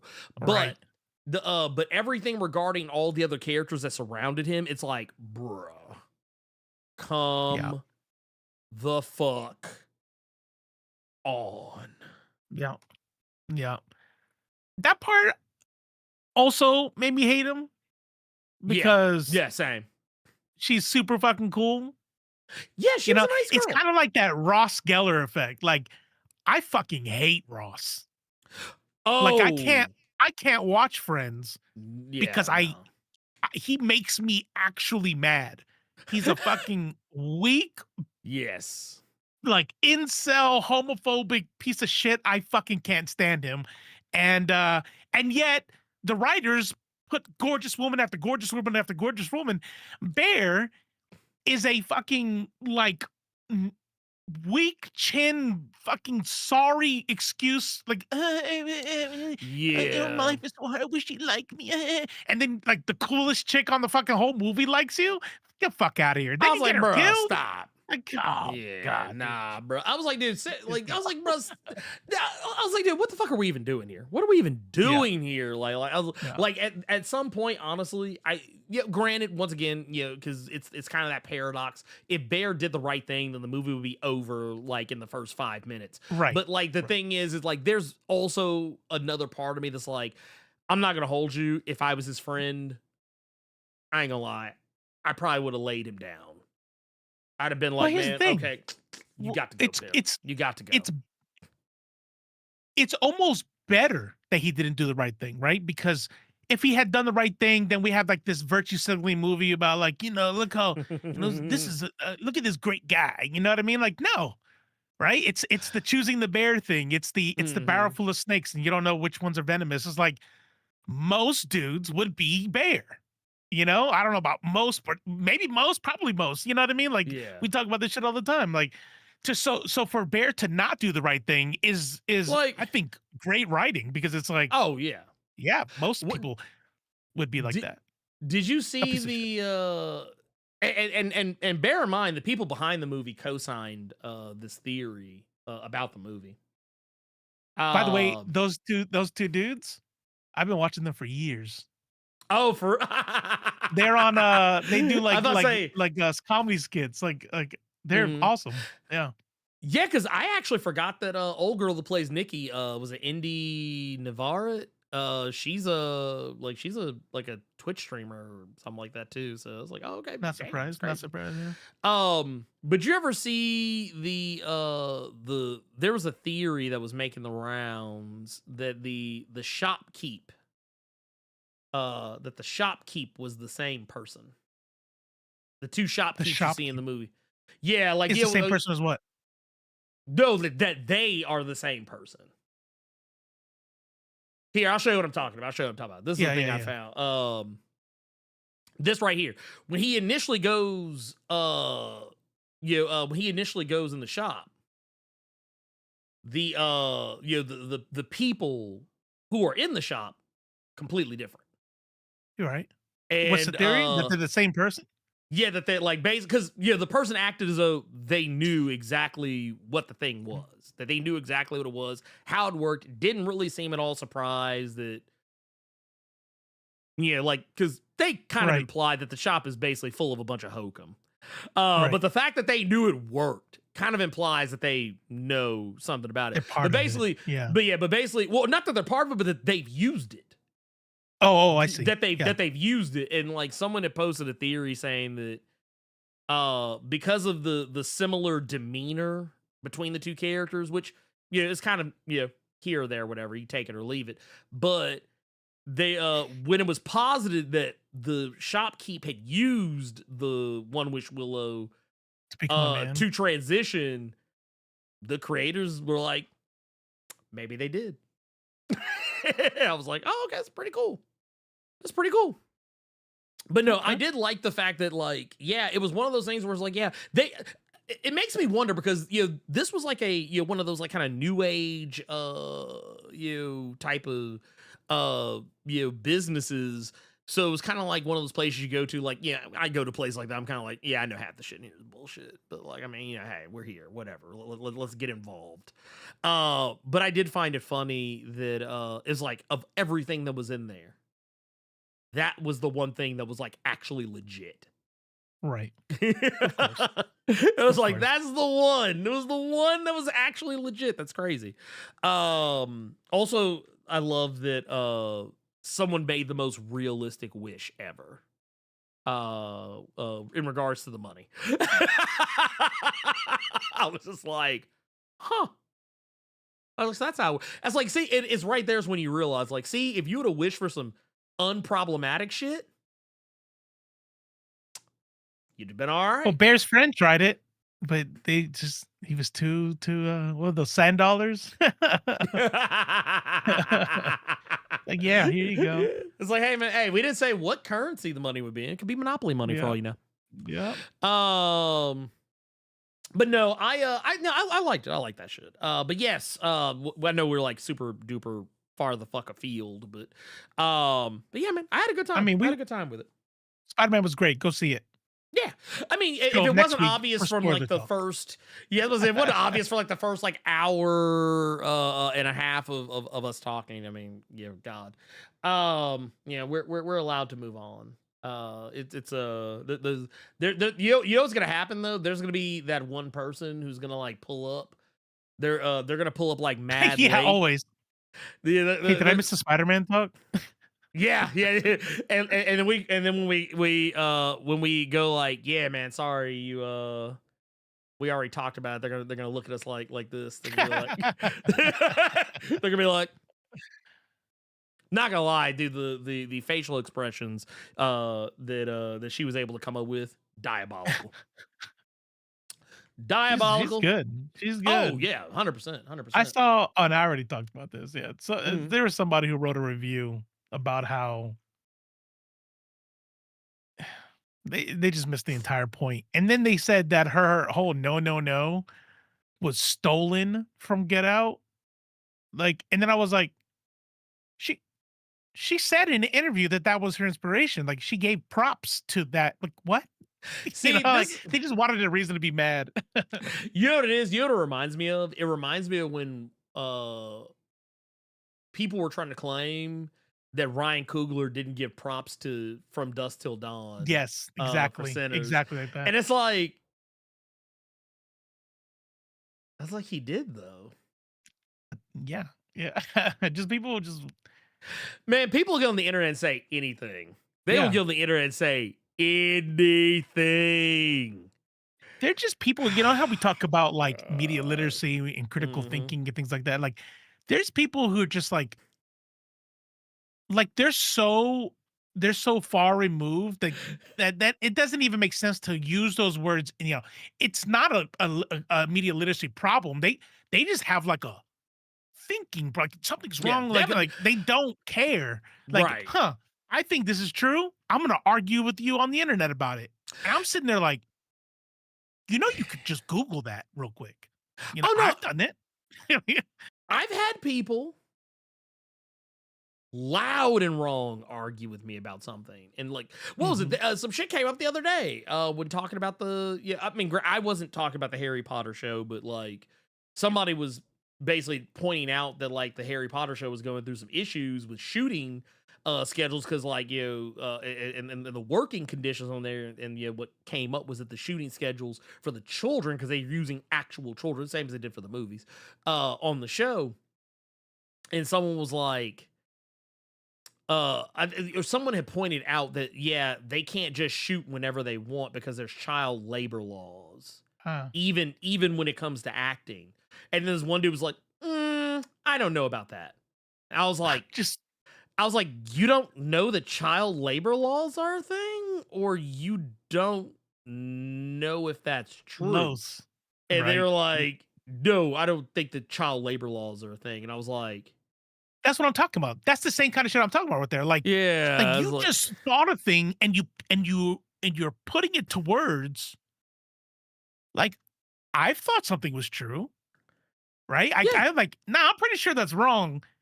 But I thought everybody just like, let me double check. Not even because I'm such a great critical thinker and I want to like check my sources. No, I don't want to look like a dumbass to people, right? Yeah. And so I'm gonna go, before I get into this argument, let me go make sure I'm right. And then I'll have the argument. No, people are like, nah. There's no such thing as child labor laws for actors. And it's like, bro, dude, child labor laws are unifucking-versal. And not only that, but like, I mean, think about it. When was the last time any of y'all went to a midnight launch for a movie or a video game in the United States? You haven't. Yeah. I promise you haven't. Now they might give you like, they might make you come back to the shop like around like 10 or 11 at night or after closing or some shit. And most movies they don't even do midnight movies really anymore on school. Like I'm talking about like on school nights when that's usually when shit gets released. Cause I remember like right before I got out of GameStop, they stopped that shit. And movie theaters, they've been doing like, I don't know if any of y'all have noticed, but typically when movies, usually they come out on Fridays, but sometimes they come out on Wednesdays or Thursdays. Kind of like in the case of Spider-Man, Brand New Day, or any other Marvel movie or big tentpole movie, those movies usually come out like at minimum the Thursday before. And it used to be the earliest, back in the day, used to be you were going to see that movie at midnight on a school night. But then over time, it's changed to where, actually, the movie's going to start at 8 or 7. And then it progressed to being like, well, actually, there's going to be a 7 o'clock showing and there's going to be a 4 o'clock showing. To now, there's a 1 o'clock showing, a 4 o'clock showing, and a 7 o'clock showing. And you know what? We might even put the movie out on that Wednesday. Probably around 4 or 7 o'clock. Give you a couple of showings or whatever. Build some FOMO up. It's the same with video games. Dude, the last time I went to a fucking midnight launch, it wasn't very recent. I think it was like a year or two ago, but when I went, it wasn't a fucking midnight. I got my game at like 10 o'clock. I got my game at 10 o'clock and moved on about my goddamn day. Yeah. This right here, what Carrie's talking about here, Carrie is on point because the longer I'm on social media, the more I have to watch out for this. Like, I'm like, at first, right? Like maybe like 10 years ago, you might get somebody to go, you see, maybe somebody who at least has a female profile picture saying, I don't know why most women don't go down. If you Yeah. don't do that, you deserve to be cheated on. And then comments and you're a pick me and then you're a piece of shit. How dare you? Da, da, da, da, da. And maybe 10 years ago, I'd be like, man, that's crazy. That a woman like this exists. That's wild, man. That's Mhm. sad, internalized misogyny. Now you look at it like, I know what you're doing. okay. Yeah, I'm sure that's Mhm. really your opinion. You know what I mean? Like sometimes it gets slick. There was and usually I don't fall for it. There is a account on Instagram. Mhm. Low key pissed me off because I got. She makes videos pretending to be like to getting verbally like dealing with a dude that she's about to divorce or something. Okay, Like, yeah. yeah, she so in the last video, she's a black woman and she cuts her hair short, right? Mhm. And so she's the way you watch it, it looks like she's hiding it so she's hiding her phone, secretly recording so she can have proof of the kind of man she has to deal with. And they deserve Oscars because I'm listening to this and I feel so bad for her. I'm like, Yeah. oh my God, I hope she got a divorce in that. I'm like, there's no way. Like, this guy's a piece of shit. Um, and then I watch another one it's another one like that, but I'm thinking like, oh, okay. So this has been going on for a while and she's sharing her Right. journey. And It's then somebody's like, y'all know these are skits, right? Right. And I'm like kayfabe. It's like, what do you kayfabe. mean skit? Like there's no jokey. I'm pretty sure I could tell a fucking skit. And then you look on her profile, it says, if it looks real, it's not, storyteller. And it literally makes me like upset because I'm like, you you're literally just putting out like, You're hey, you want to see somebody, cosplaying. you want to see how it looks to be abused? This is kind of crazy. Like you won't Yeah. even tell it. Like I'm I'm not like, gonna. what are you doing? There's few things in life that you can cosplay that would make me not like you. Emotional, verbal, physical abuse, like any kind of like spousal or marital, relationship abuse, whatever, anything like that, and being and being unhoused, like people who pretend to be homeless to get people to give them money and feel sympathy for them or whatever. People like in both cases, 40 lashes off top, 40 lashes straight up. Yeah. Yeah. And I'm not like I said, I'm not trying to say in this case is specific because we're talking about a person who actively does not you know, I mean, who's to say they don't have any of this going on in life? But the fact that like they're making skits about it is very telling. Right. See, Um, Elite X1, so those kinds of videos to mhm. me are clearly fake, right? And I know there are Right, right, idiots, right, right, right, right, kinds of right. people who like Andrew Tate that think that's real. And even if they admit they're real, they'd be like, yeah, I know it's a skit, but man, women are really like that. And blah, blah, blah. Okay. But when I tell you that if you watch this video, the framing, the yelling that's happening, the way she's holding her phone, you wouldn't even think it was from a movie. You would No. think this is literally somebody sharing their life. You know what I mean? Like there's Right. nothing about it that indicates that it might not be a real event. And I think that shit is wild. That shit Yeah, is wild. and I don't think you should play with stuff like that. I don't. I No. don't know. I feel like that there are some things that I'm like, dude, when did we lose the plot? When Like, you could monetize it.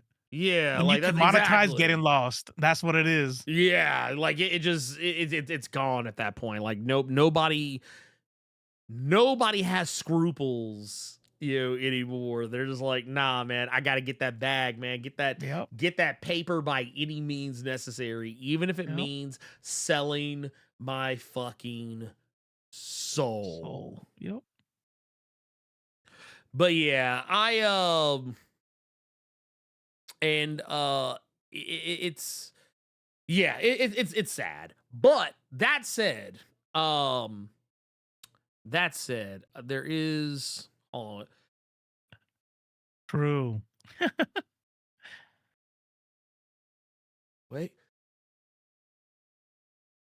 Caught it. There it is. Nice. Nice. I was like, I kept wanting to sneeze, but then it didn't want to happen. So I had to, yeah. That's hey, we got it. We got it. We made it. You did We it. the thing. Well done. We did the thing. Well done. And so I caught it. We're good now. What I was gonna say, do we have any let me see. We have indie. Yes, we do have we have the indie game recommendation that we're gonna go through, and yeah, I'm gonna take that as a sign. We're just gonna go ahead and end it before it fucks up again. Anyway, for Robo of Left Face TV, I am the Blerd Without Fear, and before the stream gets cut unceremoniously again, Bear, We coming for you, nigga.